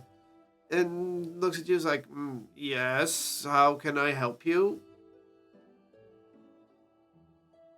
We're kind of looking for a place to get some jasmine. Do you know where we can get some? Jasmine. That's some sort of flower, if I believe. Yep. There used to be a flower stand somewhere. Where was it? It was near the main building. It's gone now, but considering that they used to be there, they might have moved to the mall area. So there might be a flower shop there. I haven't checked myself. There's always the Magical Institute, the Institute of Magical Development. They might have a greenhouse somewhere in the city that could be growing jasmine for reasons we don't know. Well, at least I don't know. One place to start, at least. Thank you. No, that's fine. Have a nice day. Thank you. Bye bye. And I hurry back to the others. Okay. And I relay what I just learned.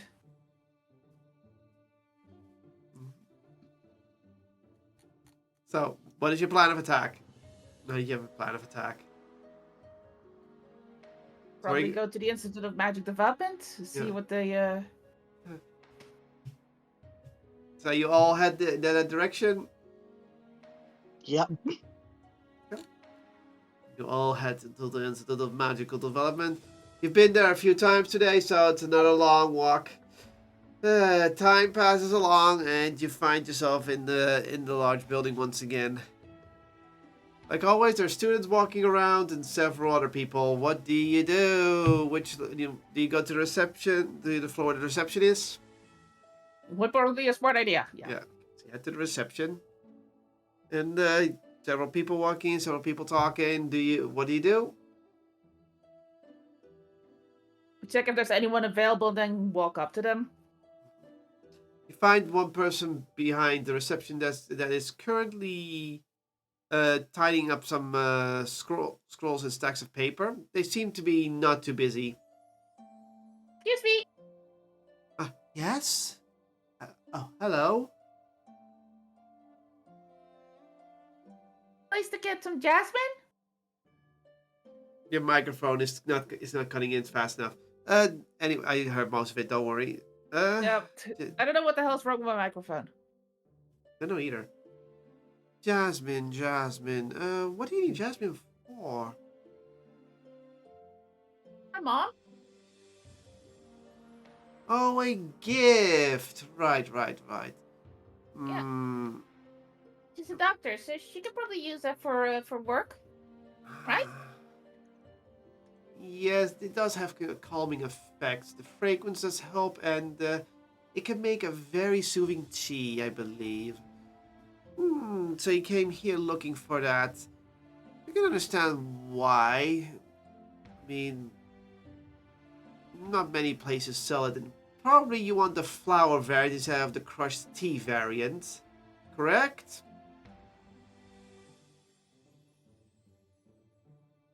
I mean, we could take a portion of each. Well, bundle of flowers and some for making jasmine tea. Well, jasmine tea can just be found in the herbal stores at the mall. But if you're looking for the flower version, they also have to be grown in greenhouses. And yes, you can't really transport them from here to the mall and then sell them within the time limit that they stay fresh. It's a bit more difficult. If you want to get some fresh from the greenhouses, you'd have to go to the 30th floor.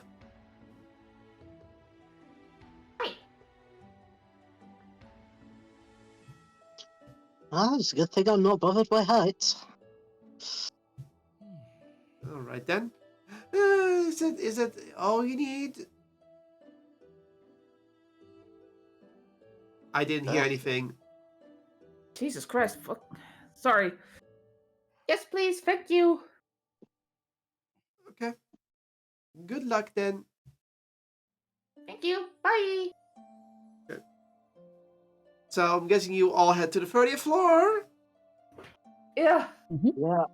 You all go up to the 30th floor. God. And once you get there, you do notice these several doors with rooms behind rooms. There's not any glass in them, so you can't see beyond the doors, but you can read on the door's plate that these are all. It just says greenhouse 1, greenhouse 2, greenhouse 3, greenhouse 4, greenhouse 5. Well, at least we're at the greenhouses. Yeah. Do you look for any kinds of what do you call it? An index of some sort, or do you ask someone in who's also on this floor? Probably quicker to ask. Okay. Roll me a perception check. Perception. Where is it? There. Well, that was awful. Poppy, you look around and you see so many people in robes. You're not really sure who to ask first, because there's students here, teachers. And not really something you say like they know their plans. Okay, Lucas, you also look around. Lucas, you look around and you see someone that's clearly wearing gloves that is meant for, well, normally we think for gardening, but considering this is a greenhouse, greenhouses, you might think like, that person probably works in the greenhouses. I say, excuse me. Yes, an outsider. How can I help you? Sorry to bother you while you're working. We were wondering if we could perhaps acquire some jasmine. Jasmine, that's a flower of some sort, right? Yes. That would be greenhouse number 8. Thank you very much. You're most welcome.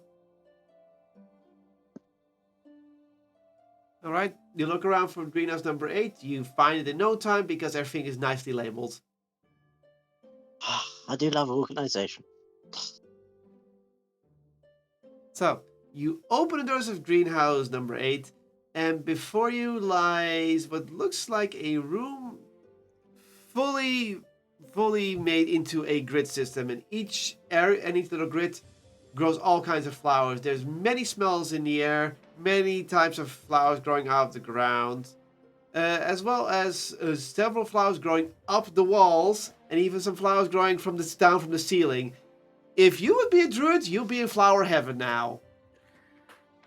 That is a lot of flowers. Indeed.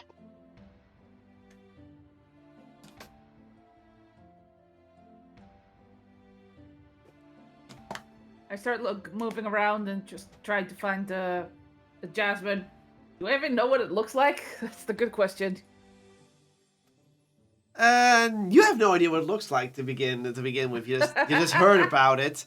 The person who would know look like it is ironically the person who came up with the jasmine idea, which is Osius. You would know what it looks like. Okay. So, Osius, could you roll me a nature check?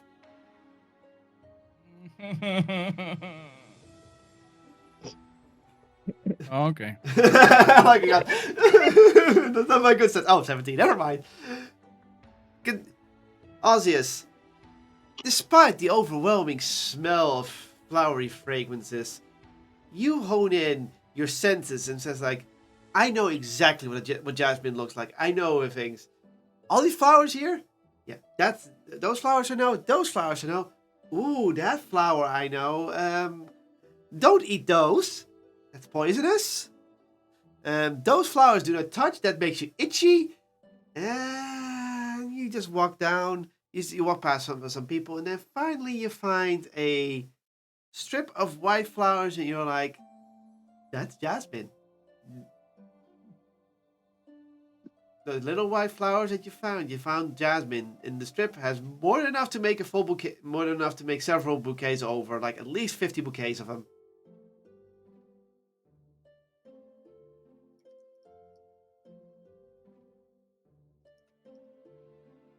What do you say? Found a jasmine. Okay. On Lucas, you might want to touch that flower that over there. Why? Huh? What? Why? Oh, it'll be funny. Funny in the same way eating some glowing mushroom. You can. And he's gonna just stop and just look at Bobby. Clear right off.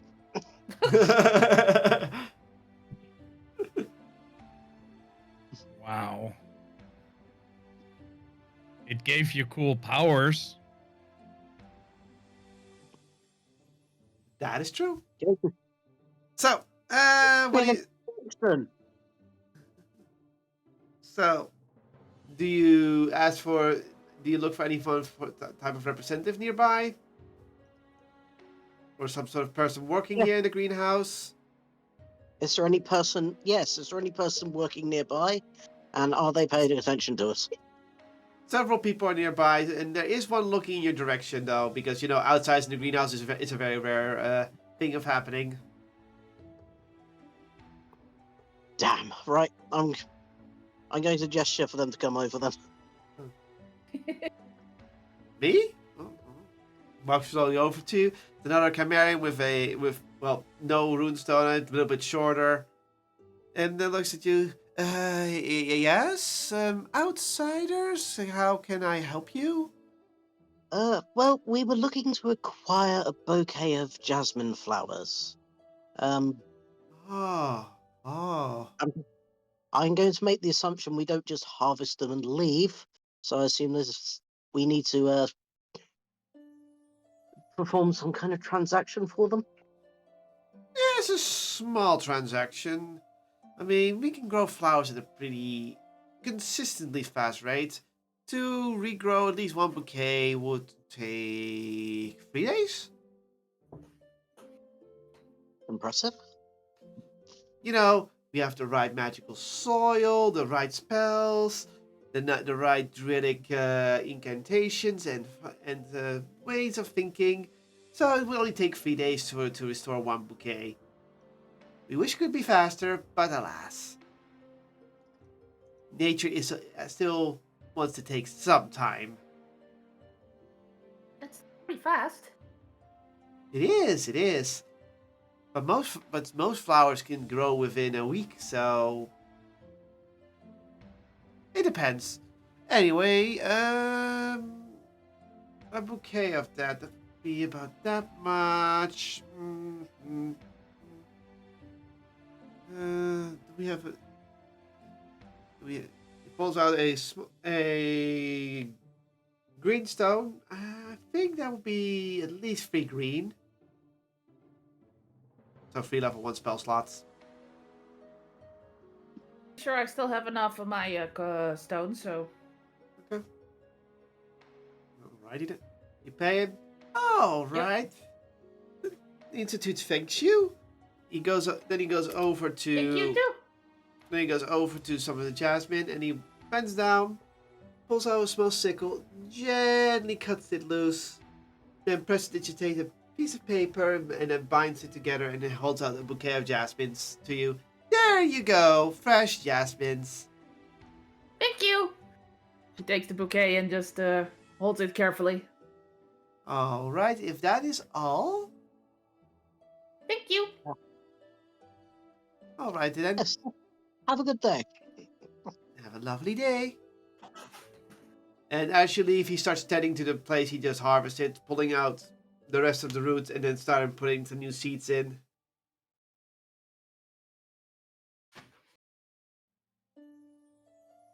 You leave.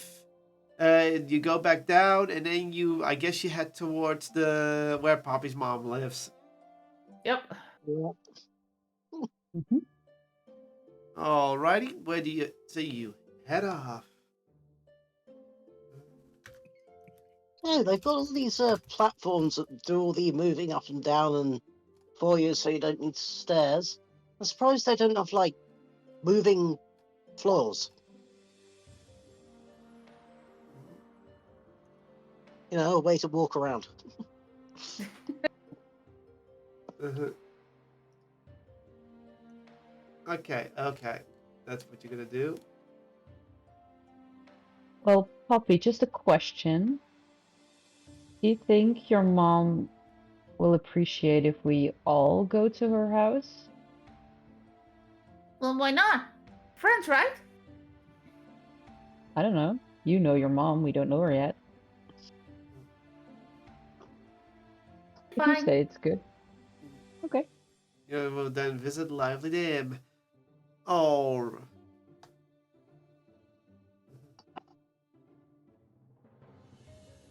So, you head back to the hospital area, go up into the building, and while you go into the building, do you head towards her apartment, or do you go to the hospital area where she works? Let's check where the hospital area first if she's working, because All right. probably yes one day. When you get to the medical desk, you already know the way. There's some people working behind. Do you approach Poppy, or who approaches? I guess I do. So Poppy approaches, and you see what looks like a nurse looking down at you. Can I help you? hi, looking for my mom. Is she around? I need a name. They don't recognize you by looks, which isn't Figured. odd considering everything. Figured. I do not have it written down somewhere. I had it written down, but I can't find it anymore. Lively Dame. Like, Sure. Her name is Mom.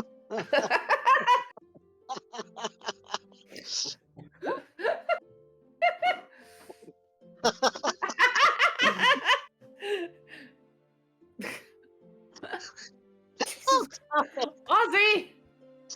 Jesus. What?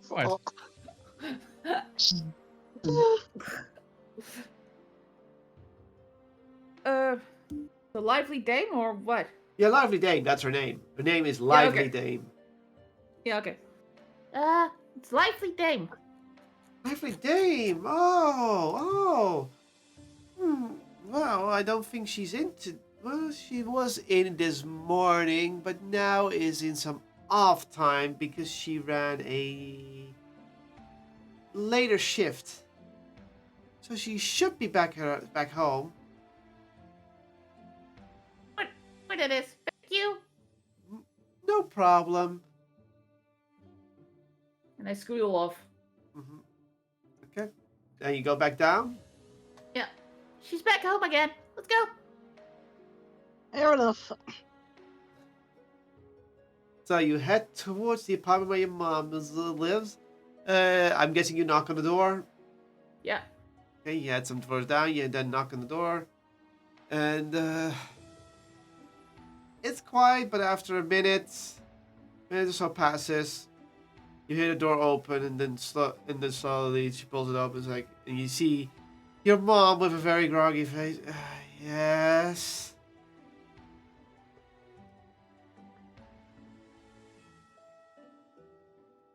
Poppy, if you said something, nobody heard it. Basically said, hi, Mom.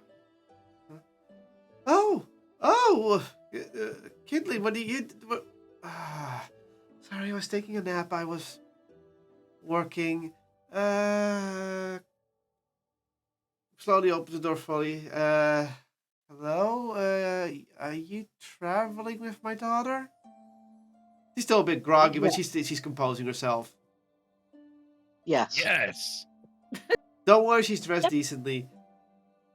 I see. So that is quite a diverse group you have there.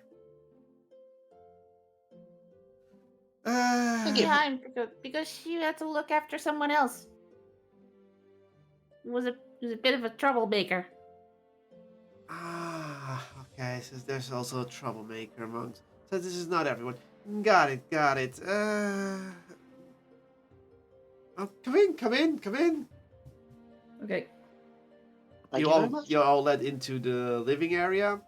Yeah. With two nice couches and such, and a nice apartment. You all take a seat, I guess. Yep. Oh wait, no, I don't. I just go over and hand her the bouquet. She takes the bouquet on seat. That is Jasmine, I believe. Mhm.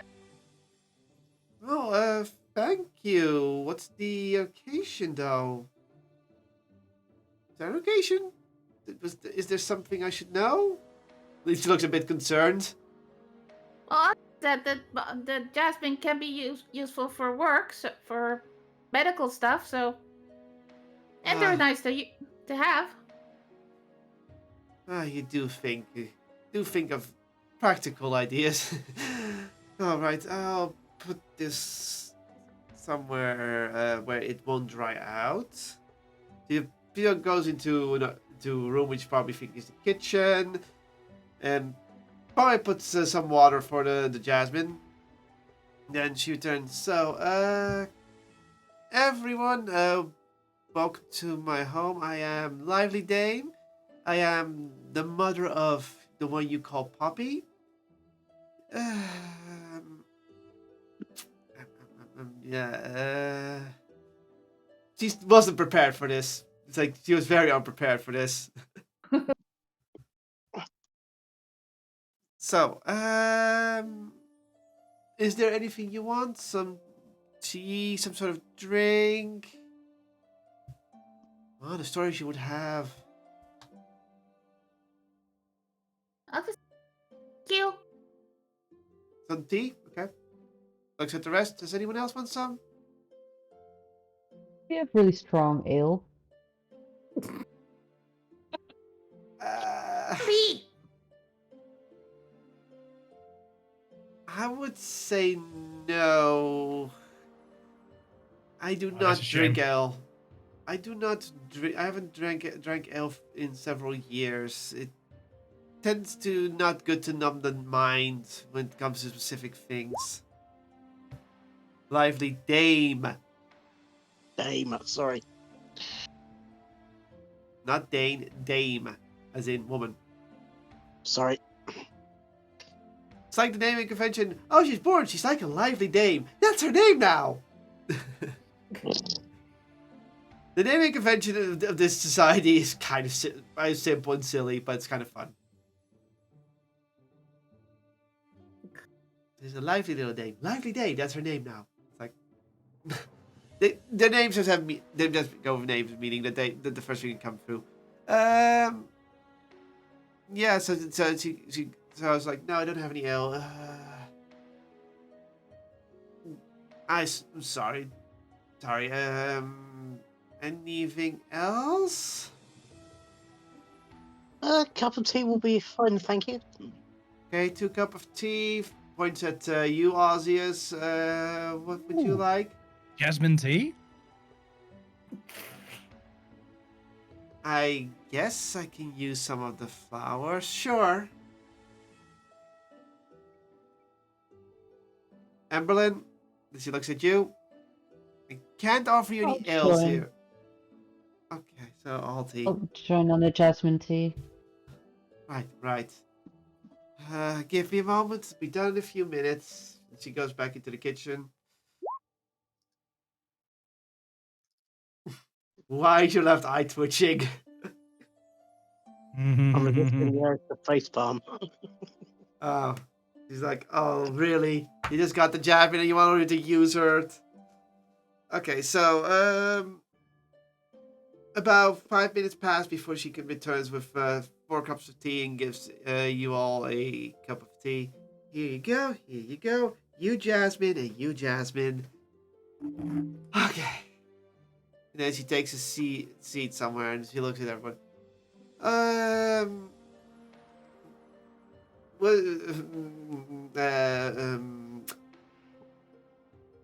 So, Poppy, did you want to introduce your friends? Is that why you came here, or is there something else? I don't know. There's a but first, and I point to everyone. First to Emberlyn. That's Emberlyn. She doesn't usually look like this, actually, but now she looks like this, and she's Emberlyn. Okay. Emberlyn, Hi. got it. And points to Lucas. That's Lucas. Well, He's Mr. a bit silly, but he's cool. So someone who does silly performances. I gather. Good representation. At that point, Lucas is just going to use prestidigitation to make like a trail of like sparks through the air that dissipate. Yeah, definitely entertainer. Okay. Points to Ozzy. What's that? And that's Ozzy. He helps fix everyone up when we're hurt. She He looks also at. makes a lot of money.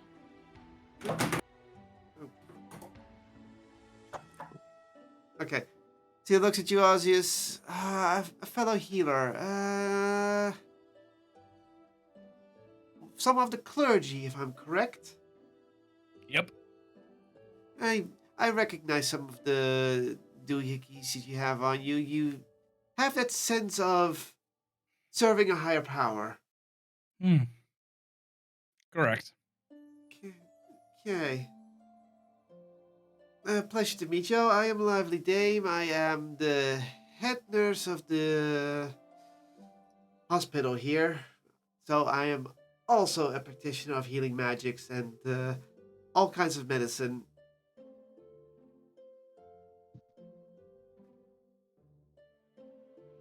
Meet you. So, it's nice to meet you all. And I also believe you met Poppy's father. Well, what's still in the corporeal realm, I would say. Yes, we did. Yes. Indeed. It's still nice to have him around, despite everything. Sorry, I was reminiscing. Do you have any questions? Anything? Is there anything I can tell? I have. Did you tell some stories? I guess. I mean, it's nice meeting you all. Maybe you wanted to talk a little bit of yourself. I don't know. She's still shaking off a little bit of, having her nap Grogginess. interrupted. Yeah, the grogginess, the interruption of her nap.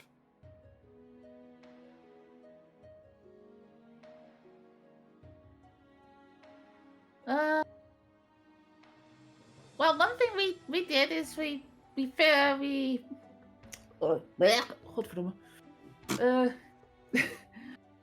We solved the mystery of the missing soldier. The missing soldier. You see her think for a moment and consider, and from past videos you can tell she has no idea what you're talking about. She probably has never heard about that story before. might be a military thing, and she probably has no idea what it is, considering she runs in the hospital.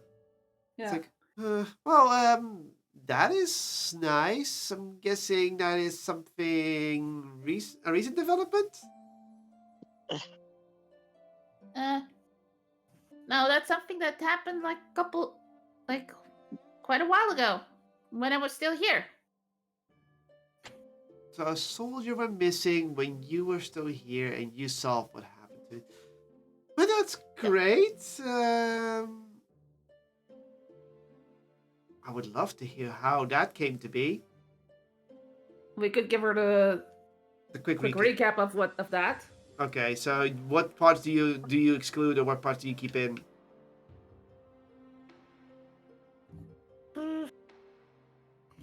It's a good word.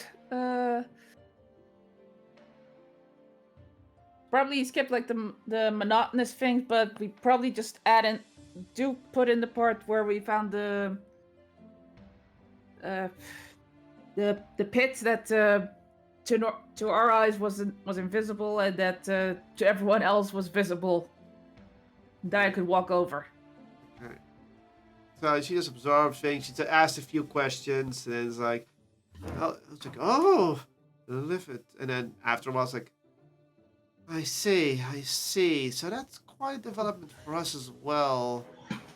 Task because of Onyx Black for the being a champion of our people.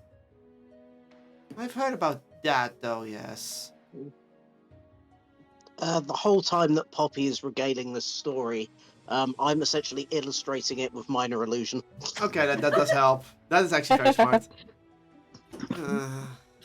Smart. So, yeah, that's quite nice. But so, yeah, I can see why you would first think it would be some sort of love story, but nothing's that. But yeah, well done, all as a group. You set out a task and completed it in no time. I guess it did help that you had visions of being an outsider and seeing the truth that was hidden from us. Yeah, that helped a lot. Yeah, we would have then never figured that out, considering all the magical effects. Yeah, I mean, how would we supposed to know there was like a pit there if we just keep walking over it? Exactly. Oh, I guess that's kind of the point. Yeah. It just shows how scarily potential those are with sealed magics within their runestones are. Anyway, yeah, I think that answers my questions. So you sounds like it could have been very dangerous, but minus the attack, yeah, you came out mostly unscathed. Well done, well done. You Liffits are quite the scary bunch. I have seen specific wounds from those from actual livid attacks. Something can be pretty gruesome, especially when it's near their face areas. Ouch. Yes.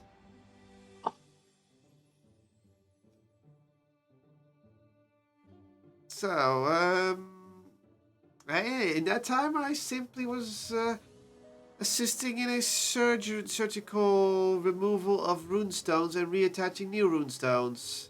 Kind of like a transplant of some sort. It was successful. Okay. Runestone, despite most of our species having runestones embedded in their body, sometimes they get damaged or lose their luster, and at that point they need some sort of maintenance. So we get new ones from the Institute of Magical Development, and then we simply replace them with surgical tools and magical suppressants. It is quite a standard procedure for us, depending on where the runestones are embedded.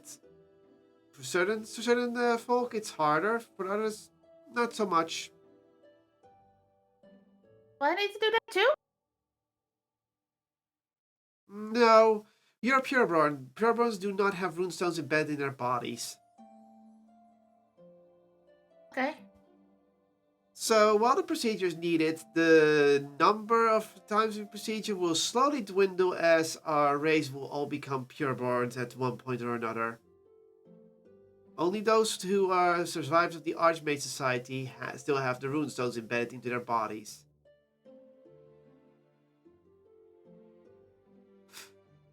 Basically, you can discern if they have runestones embedded in their bodies, that means they're still from the time of the creation of the Archmages. Well, so they might be ancient, or they've been in stasis for long and they've been released from stasis and are now living here. Or if they don't have runestones, they're pureborn, as in just like Poppy is. Oh. So yeah, that was my day. And then I did a night shift, and yeah, that was calming, but still tiring.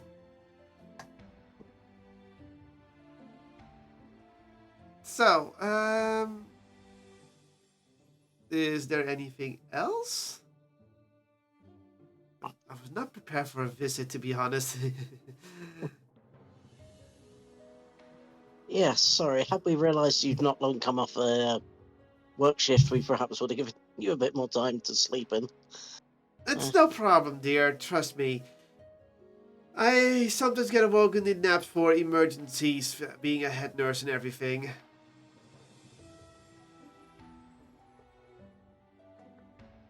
Either way, Yes, I've definitely worked quite a few night shifts myself. Well, I uh, see it. I see. So we did have something we did want to ask, but I suspect we might have to go looking elsewhere for an answer. We're attempting. w- We are attempting to essentially go and propose treaty of some kind with the nearby Durgar. And given that we're not at all familiar with this city being outsiders, we're essentially looking for some extremely potent ale. Apparently, that's something desirable to the Durgar. Close your eyes and think for a moment. So you need an ale that would Not pose quite potent for some of a Duragar resistance, and would essentially be lethal to most other living beings. Yes. Yeah. That is some high alcohol levels. Yes, I would Hmm. imagine something that potent is probably not going to be available to the general public around here. I understand. Uh, well, such alcoholic beverages will probably not be for sale here anywhere because of their extremely specific needs. It is true that our city should be able to develop some of that, considering we have to deal with the Durgar, and to appease them, we would have such drinks. Even I know that. Hmm. Perhaps you can. No, not at the tower. The tower would not be more implied. The tower is at the main building. You should go to the Institute of Arcane Sustaining. They might be able to develop such an ale, considering they have a lot of alchemic devices at hand. Well, the Institute of Magical Development could also probably develop a good ale. I think the Institute of Arcane Sustaining is a better location for it. where is that? Anyone want to roll a history check? Sure. Sure. Oh.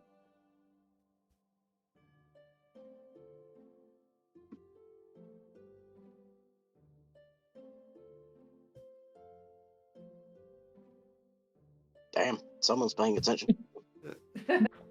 Apparently. Ozzy says no. Ozius, are you rolling? No? Okay. Poppy, you try to think about it, but when you try to think of any kind of other institute, you fall flat. Lucas, you try to think. There's another magical institute somewhere. You try to think. Did anything look like that? It's like, no. Emberlyn, remember when you and Ozius got lost? And you went into a random building? Which was this building? Yeah. That place did had some sort of alchemic machinery. And you think like, until you recall it, it's like, alchemic machinery. It was that place, wasn't it? The place where me and Ozzy tried to fly into a chimney and such. Yeah, that's it. That's probably the place I have to be. That makes sense. Yeah. So that makes the most sense. Does she actually say that? That they flew through a chimney? Or does she Well, just think it? Just think it. Like, I'm not saying it for her. Okay. It's her thoughts. I am saying it, because why not? Okay, you're saying you flew through That's where we threw. Yeah, like remember Obvious, that's where we flew through a chimney. Yeah, Oh, fun yeah, times. fun. What? What? Yeah. What happened? Why? At least we know Why where to not? go. It's an entrance. No, it's not. Yeah, it is. Well, it was. We entered the building through it, so yes, it is. Person enters a building for a chimney. We do. Yeah. I'm phrase. What kind of sane person enters a bit? Give up. I give up. Yeah, that's not us, indeed. I That's don't not us. know. Quick ad break. I'm gonna use that to turn the lights on. Probably a smart idea. Suggestion to go by the hospital again. Pick up something for headaches. I'm going to need it. I'm going to need it in bulk. Oh, I know of some specific ales that can help with that. Oh dear. No. Osseous, those cause headaches. No. You'll be knocked out clean. Oh, Don't tempt me. You just I'll see. try some of that. Well, you see Lovely Dame looking at this banter. Just looking at it, just like, okay. So, just blinking her eyes, like trying to see what doesn't know what to say about that.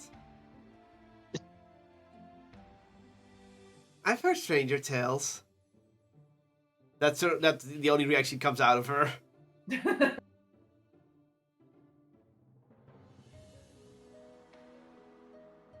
So I'm guessing you know where to go.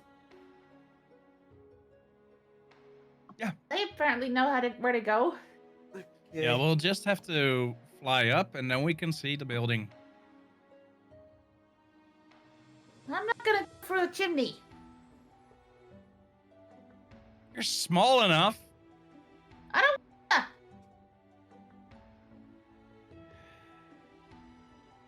I don't know how else you can enter that building. Not gonna lie. The door? Oh, We haven't that's tried that. to exit. We did use it to exit, actually. We haven't verified that you can enter through it, so we will have to try the chimney. Yes.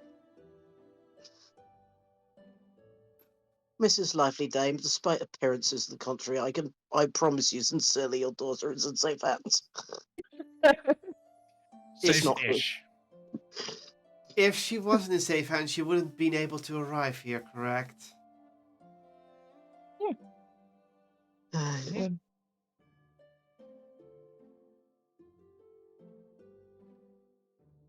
Oh well, let's go. Big time. Osseous walks out. Or fly. Time to fly? Oh, okay. We'll have to carry them because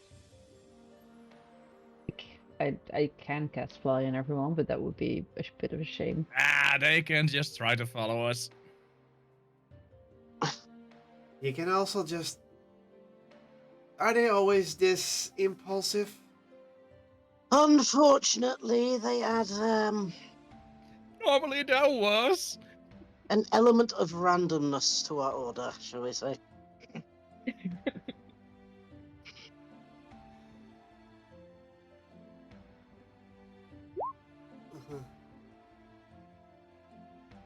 Not a... Oh dear. Well, you will find your way without going through the chimney. It is literally the building with the largest chimneys. Oh, that's why we were able to enter. The chimneys are large. Who knew? Yes. I'm just gonna walk. Then I wish you luck and thanks for visiting and telling regarding the tale. Okay. And wish you Hop luck. off the couch. And you go take a nap. Yeah, I should probably take a nap.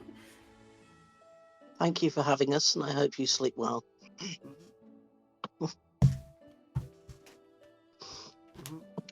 Okay. Good luck to you all. Yep. Mm. We'll shuffle out. You're shuffling out, shuffling on again. So, you head on out and you exit the building. So, how are you guys doing this? I'm walking. Yeah, I Screw know. that. Oh my! I cast Twin Fly. And we go find the chimney again. Yes. So, Ozzius and Emberlin go flying, and the other two are going fighting. They're going walking. Alrighty then. Perception check for the flyers. I mean, the other people flying, so it's not too odd to be flying. I wish I could see it, but This checks out. this checks out.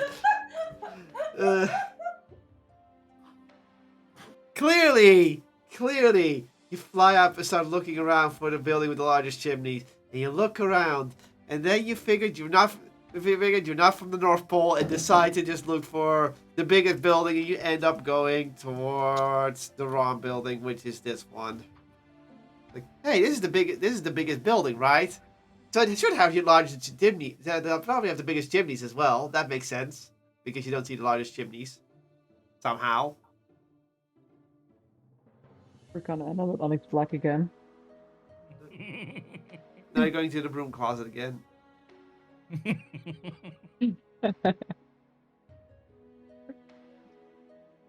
One moment. The cat's here.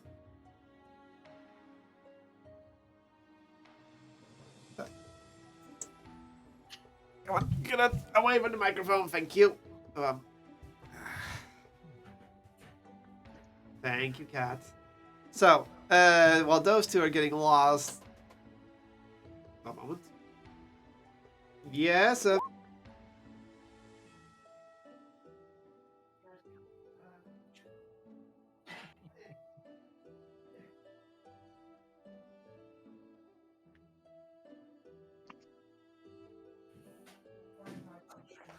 surprise ice cream, people. Surprise ice cream. Mm. Jealous.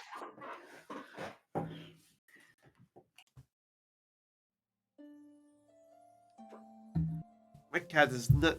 My cat kept. I think my cat had the hiccups for a moment. Aw.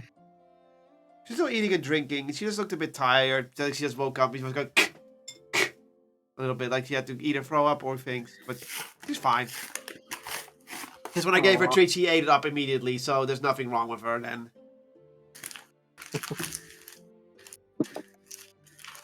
Also, her eyes wide the moment I grabbed it, so that's a good reaction.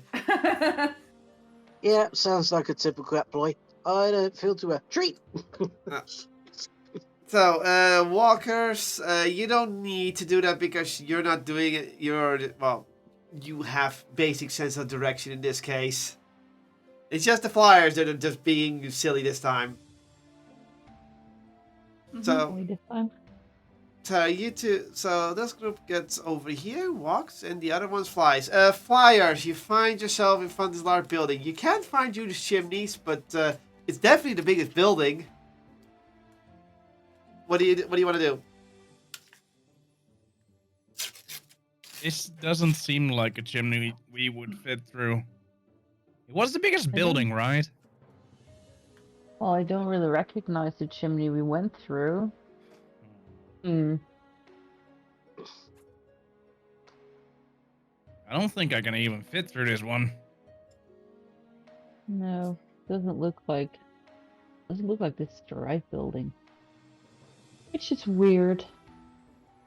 Hmm. I don't have a shrinking spell, so couldn't have been that. Maybe we just fly up a bit higher just to have a better look at the surroundings. Yeah, maybe. Okay, you fly several floors up more and look around. You may roll another perception.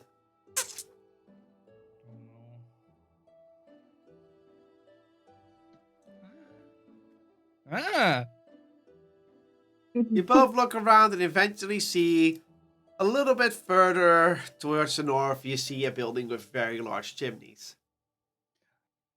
large chimneys. That's it. Oh, not a large building indeed. I feel like Okay. such a fool now. Who am I kidding? No, I don't. Let's try one of those chimneys. But maybe a new one, just for the fun of it. Yeah, why not? Okay. We'll come back to that in a moment. Ozzius, Poppy, you go in from, well, What? Wait, what? no, wait, Poppy, Lucas, you go in from No. from one of the sides, go inside the building, and this building, you have walked past it and through it at least once, and it doesn't look that much different from any other building, but you do know when you look at the area where you go up with the elevators, that does look a bit different. So, you have no idea where you must be in the institute now. Any idea where you want to go here? I'm just gonna go up the elevator. I'm gonna look for some sort of desk. Probably. Probably the smartest decision to make. Okay, so you look around for a front desk of some sort on the bottom level first.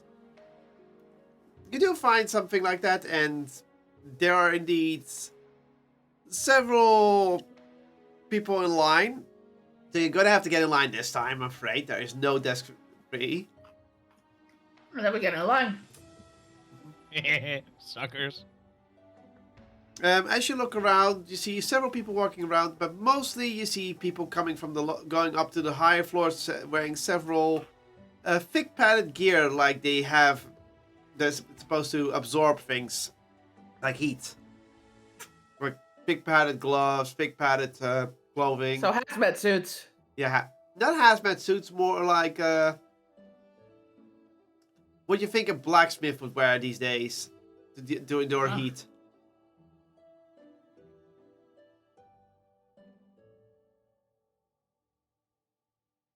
Okay. While those losers are in line, let's see what the losers in the sky are doing. So you're gonna pick a chimney. Do you want to pick a random chimney? Maybe the highest one? Huh? Fine.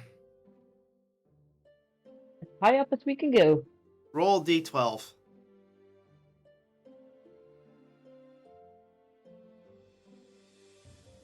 Eight. Okay. You go towards one of the higher chimneys and decide, this is the one I want to go down. And, you want to go down it? Mhm. It is wide enough for you both, and you just fly in and go down? Well, maybe not like full speed, like if we encounter anything. So, what speed are you going? It's like in the chimney, like walking speed. So 50 feet per 5 seconds. Mm-hmm. Sure. Cool. You go a brisk flying pace down the chimney. There's no smoke coming from it, so it's probably safe, right? Right? Yeah. So you go down, and it starts getting colder. And colder. And even more colder. Do you continue on?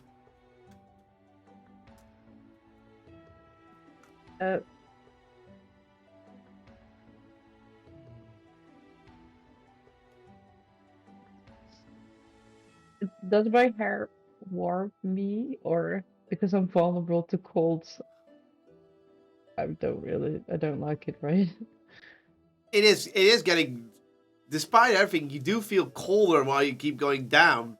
Even with a heat source. So it is getting colder.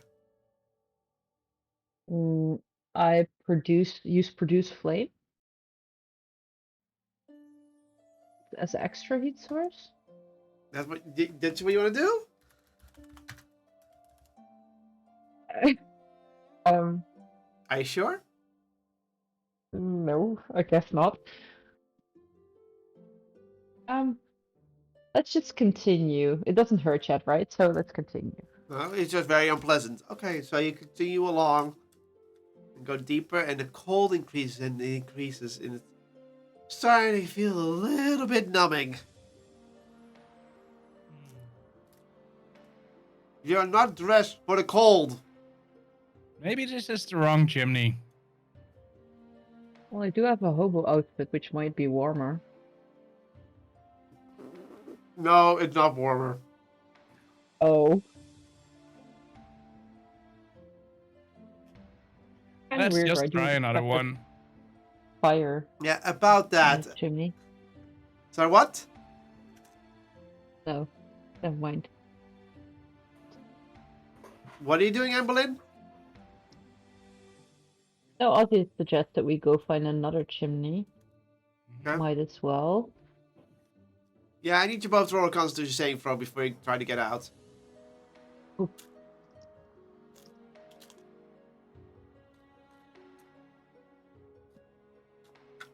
Whoops. Oh,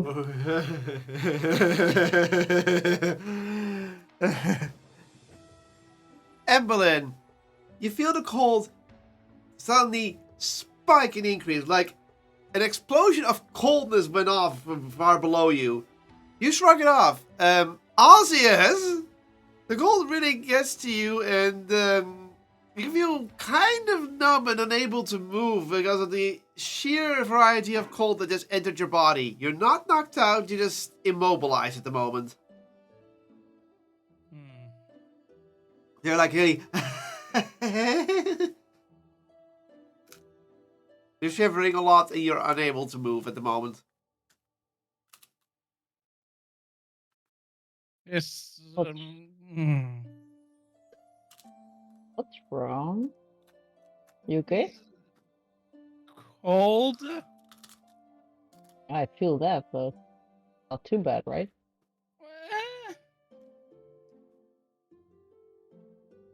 Maybe we should find another chimney.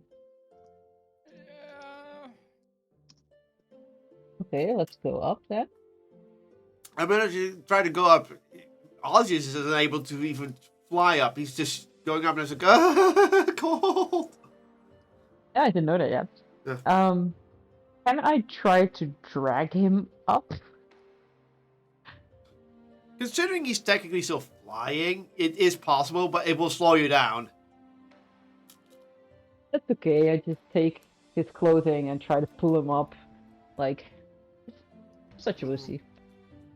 Luckily for you, because he's in flight, there's no need to strength check him. You are dragging him up, but you are slowed down a little bit. You slowly go up Maybe the at some chimney. point. Slowly. So you're finally out. And Ozzy, you shake off this cold, immobilizing feeling when you get out of the chimney. Well, that wasn't too bad. You're right. Okay, we should try another chimney. Let's try one close to here so we can find out what happens. Sure. You always have the best ideas. Oh, thanks.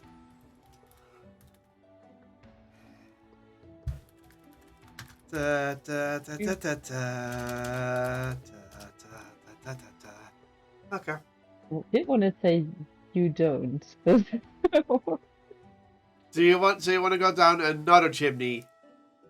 Yeah, one close to here so we can find out what the cold was. I'm interested. Okay. Doesn't matter if there's smoke coming out of it.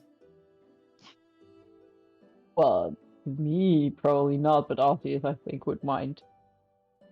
So no smoke. Okay. You do find another non-smoking chimney nearby, and this one's a bit smaller, so you can't go down it at the same time. Only one by one. Okay.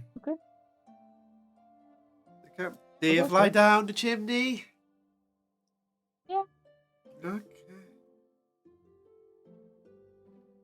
So you go down and yeah, at first there's nothing, but then you start smelling a weird odor. It doesn't smell burnt, but it's just a weird odor coming from lower in the chimney. Do you still proceed? Yeah.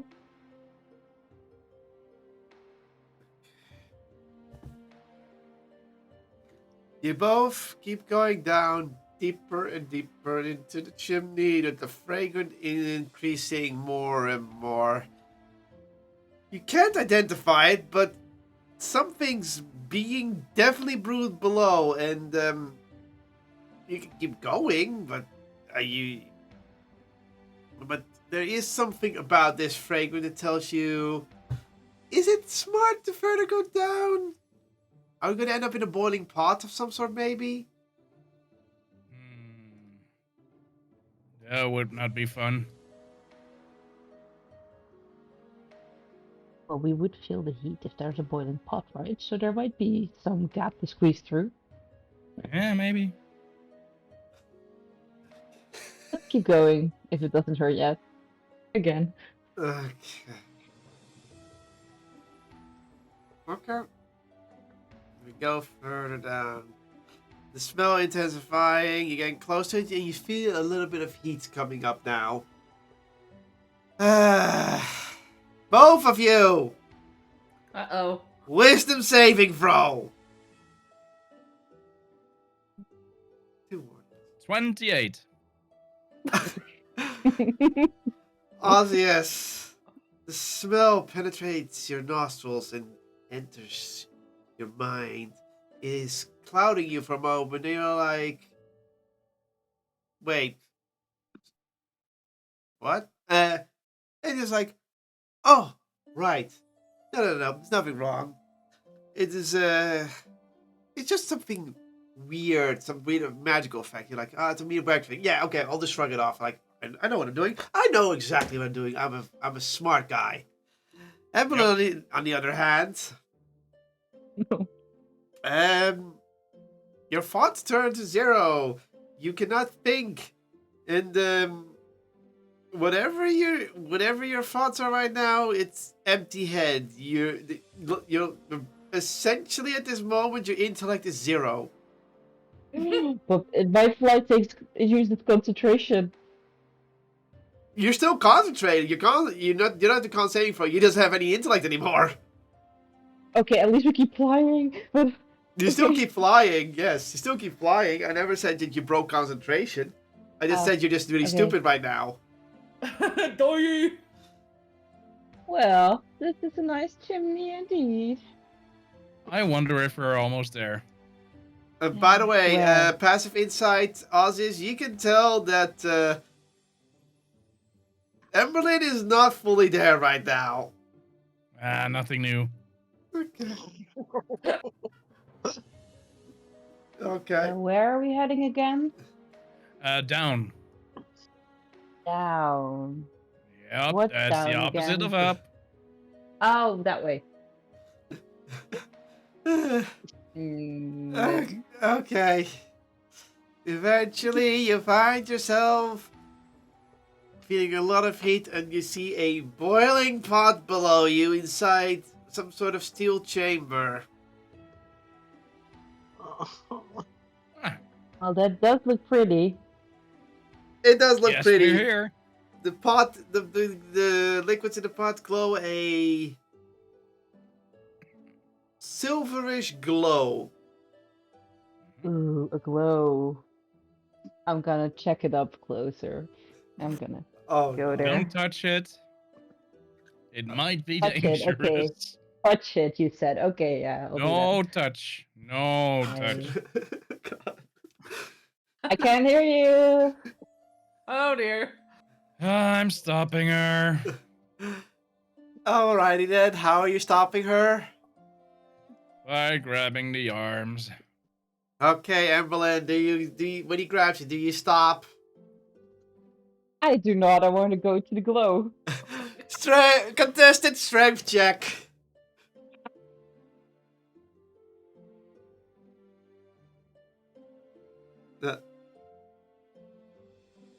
Oh.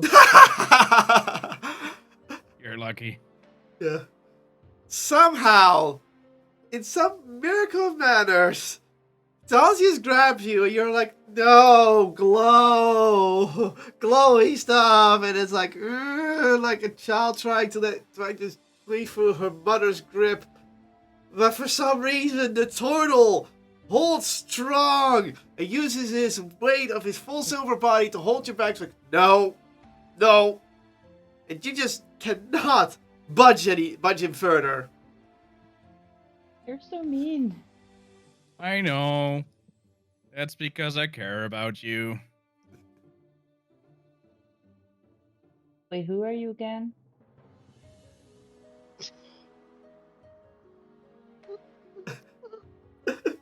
We're engaged, remember?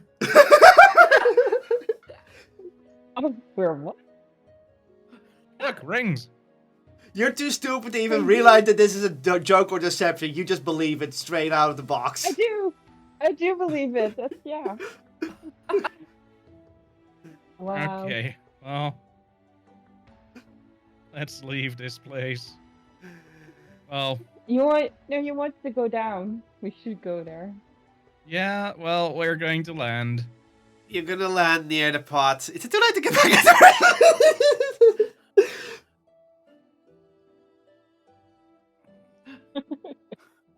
the This just happened. Alright, the steel chamber does have a sort of large hatch that you could open and walk out. Do you open the hatch, Osius? Yeah, sure. You open the hatch from the inside. Luckily, there is a handle on the inside. You pull it open, and you walk out of it, and you're standing in some sort of alchemic room. There's nobody here, ironically, but you do come out, and watch out, the smell's not there. You also escort Emberlyn out. She doesn't have a choice. And I guess you close the lid right after, so she doesn't go back after the glowy. Yes. Congratulations, you got Glowy. away from the glowing pot, and now there's a lot of alchemy vials and chemistry and well, have you heard about having a bull in a china shop? No, imagine a dumb fire genasi being in an alchemic room. Uh-oh. I like to remind you, her hair is fire. You might want to keep away from any glass. Ooh, more glowy stuff. Yes, let's go away from here. Let's find the exit. But you kept me from my glowy stuff. I'm sad. Yes, you'll get more glowy stuff later. You'll give me glowy stuff? Hell yeah. Okay. That's nice. Yeah, that's me. Yeah, Osius, you coax her getting out of it, and you feel a sigh of relief as you find a door and lead her out of this room. You're like, yeah, no, we don't want her fire hair to heat up anything within the alchemic bottles that could, set off a chain reaction. Maybe a slight one. You are really sweet. Now I understand why we got engaged. Yes, exactly. Once you leave the room, you close it. There are some people walking around, and some look curiously at you, but for a moment, but they're just walking around. Alchemic inspection, move along. They just shrug. I mean, they clearly have seen outsiders before, so. Osius, do you want to check what the hell is wrong with Emberlyn? Yes. Medicine check. Oh, finally. 13. You decide to check her eyes, her face, and eventually you think that you see her reactions and the way she's talking. You can discern that she might have ingested a potion of drained intellect. Her intellect is plummeted to 0. So you can pretty much discern that whatever was in the cauldron that was glowy was indeed a potion of drained intellect. Why they're developing it? You don't know. Maybe they have reasons. Maybe it's some sort of a way to counteract illicit influences, and they have to make this potion to find counteragents against it. But yeah, right now she's under the influence it, and it will last at least an hour unless you find a way to dispel it. Mm, I could just stick with you.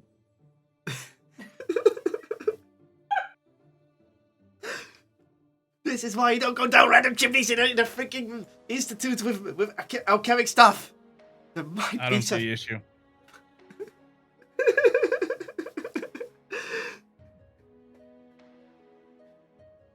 All right. Well, they're on a different floor altogether, so you don't know them right now. I have Aura of Purity, but it's just helping against it, but not purifying them of it. Ah, man. What are you thinking about? Let's just go. Where are we heading again? We're going to find our friends again. We have friends. Yes. Well, you have friends. Wow. They tolerate me.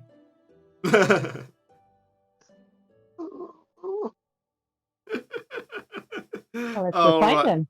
All Yes, right. let's go. All right, then Is scene he still holding change. me? Scene change. Yes. Well, after all this was taking on you, Poppy, Lucas, you finally find your way to the front desk. And another work beyond goes like, hello and welcome to the Institute of Arcane Sustaining. How can I be of service? Poppy looks up to Lucas. I don't think they'll give it to me if I ask. No. Okay. We are seeking to undergo a diplomatic mission involving the Duragar, and I read in your magnificent library that they are very partial to extremely potent alcohols. So I was wondering if I might be able to procure something essentially capable of putting one flat on their back. Ah, yes. Well, most would think you would think that the Institute of Medical Development would have such things. We may specialize in arcane sustainabilities and parts of for our city. We do use a lot of incoming things, so yes, we would be able to produce such a powerful liquid. You might have to speak with one of the brewery masters here. Let's see, which one should be available? Goes to one of the others and starts talking.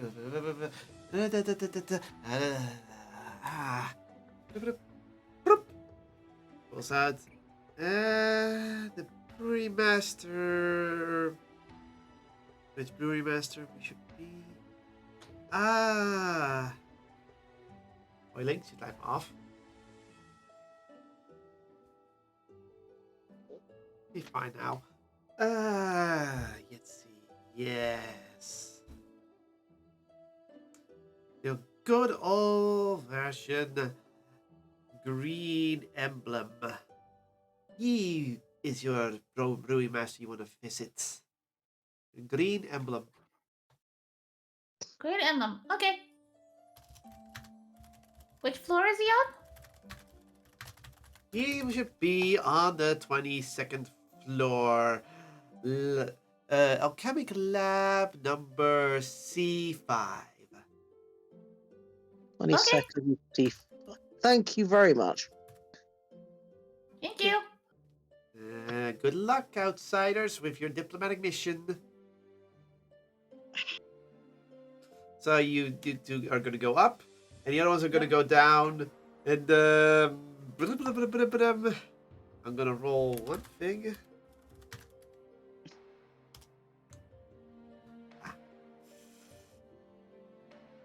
You do come across each other on the elevators.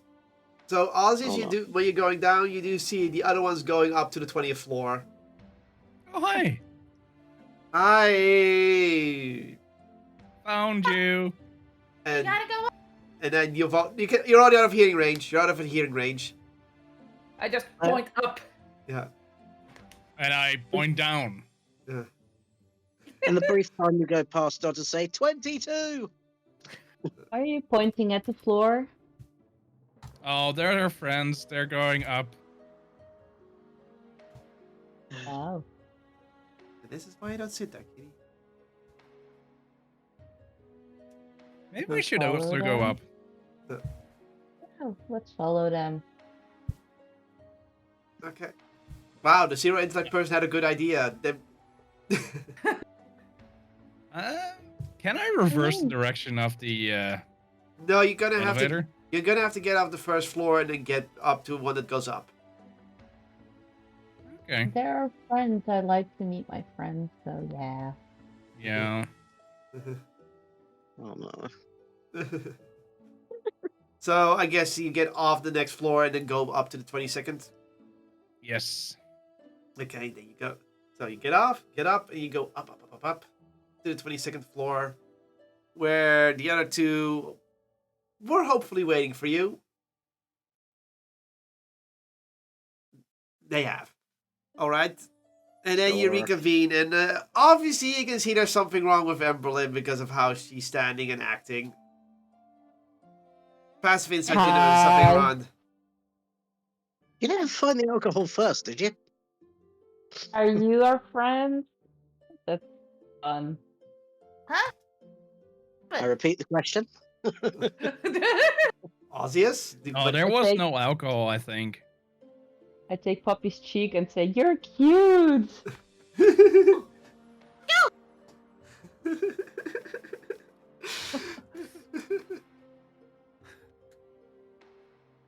I'm just going to look at Osseous and say, what happened?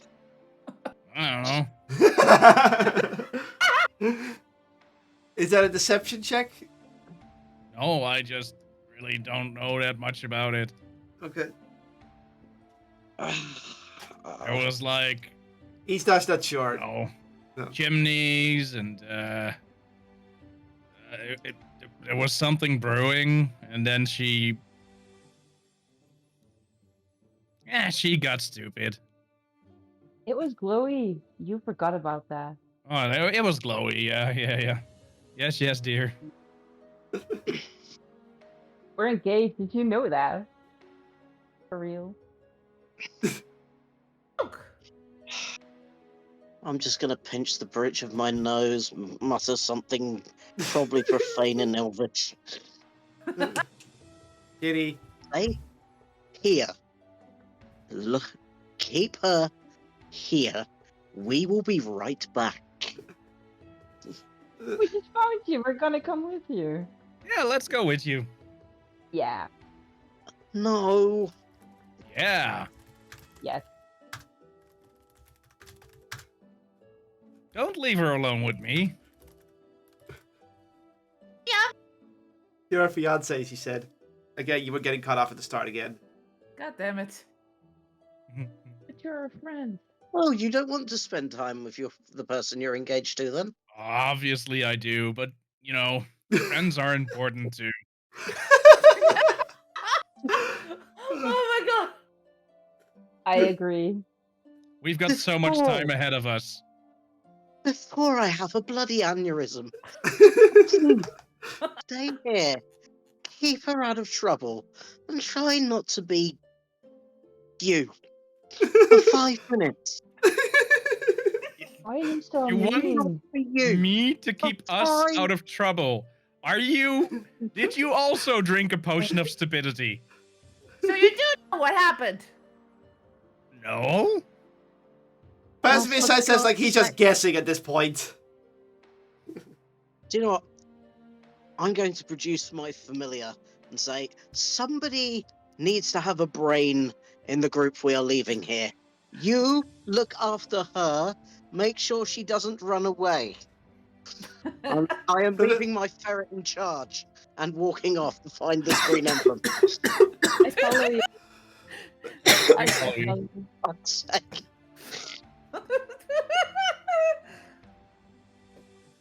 Okay. Okay. Considering the Oh my time, I God. think we should call it here. Bro, Oh. good idea. We were making so much progress. You were.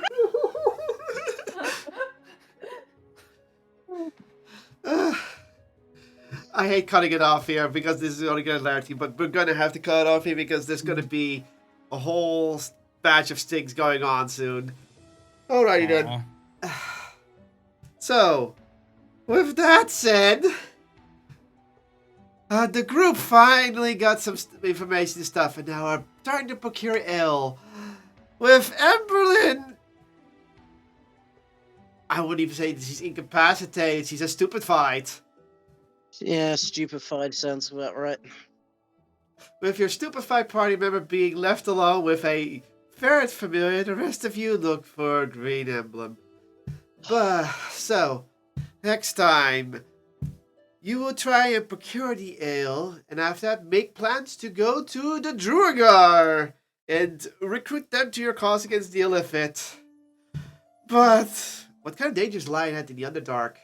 What is going to be the full plan? And more importantly, when will the honeymoon commence? Well, we're going to find out next time when, I would say, kind of the misadventures. This is kind of a misadventure at the point. I'm not sure. Continue along, and hopefully within an hour, Emberlyn is back to her.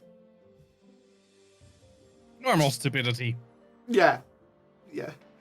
With that said, it is goodbye from your Dungeon Master Kotlol. It is goodbye from Lucas. I have a headache. It is goodbye from Poppy. It wasn't picked up. Try again. This is exhausting. Okay. It is goodbye from Ozzius. Bye. It is goodbye from Emberlyn. Bye bye, glowy stuff. Thank you all for coming, and see you within 2 weeks' time. Bye.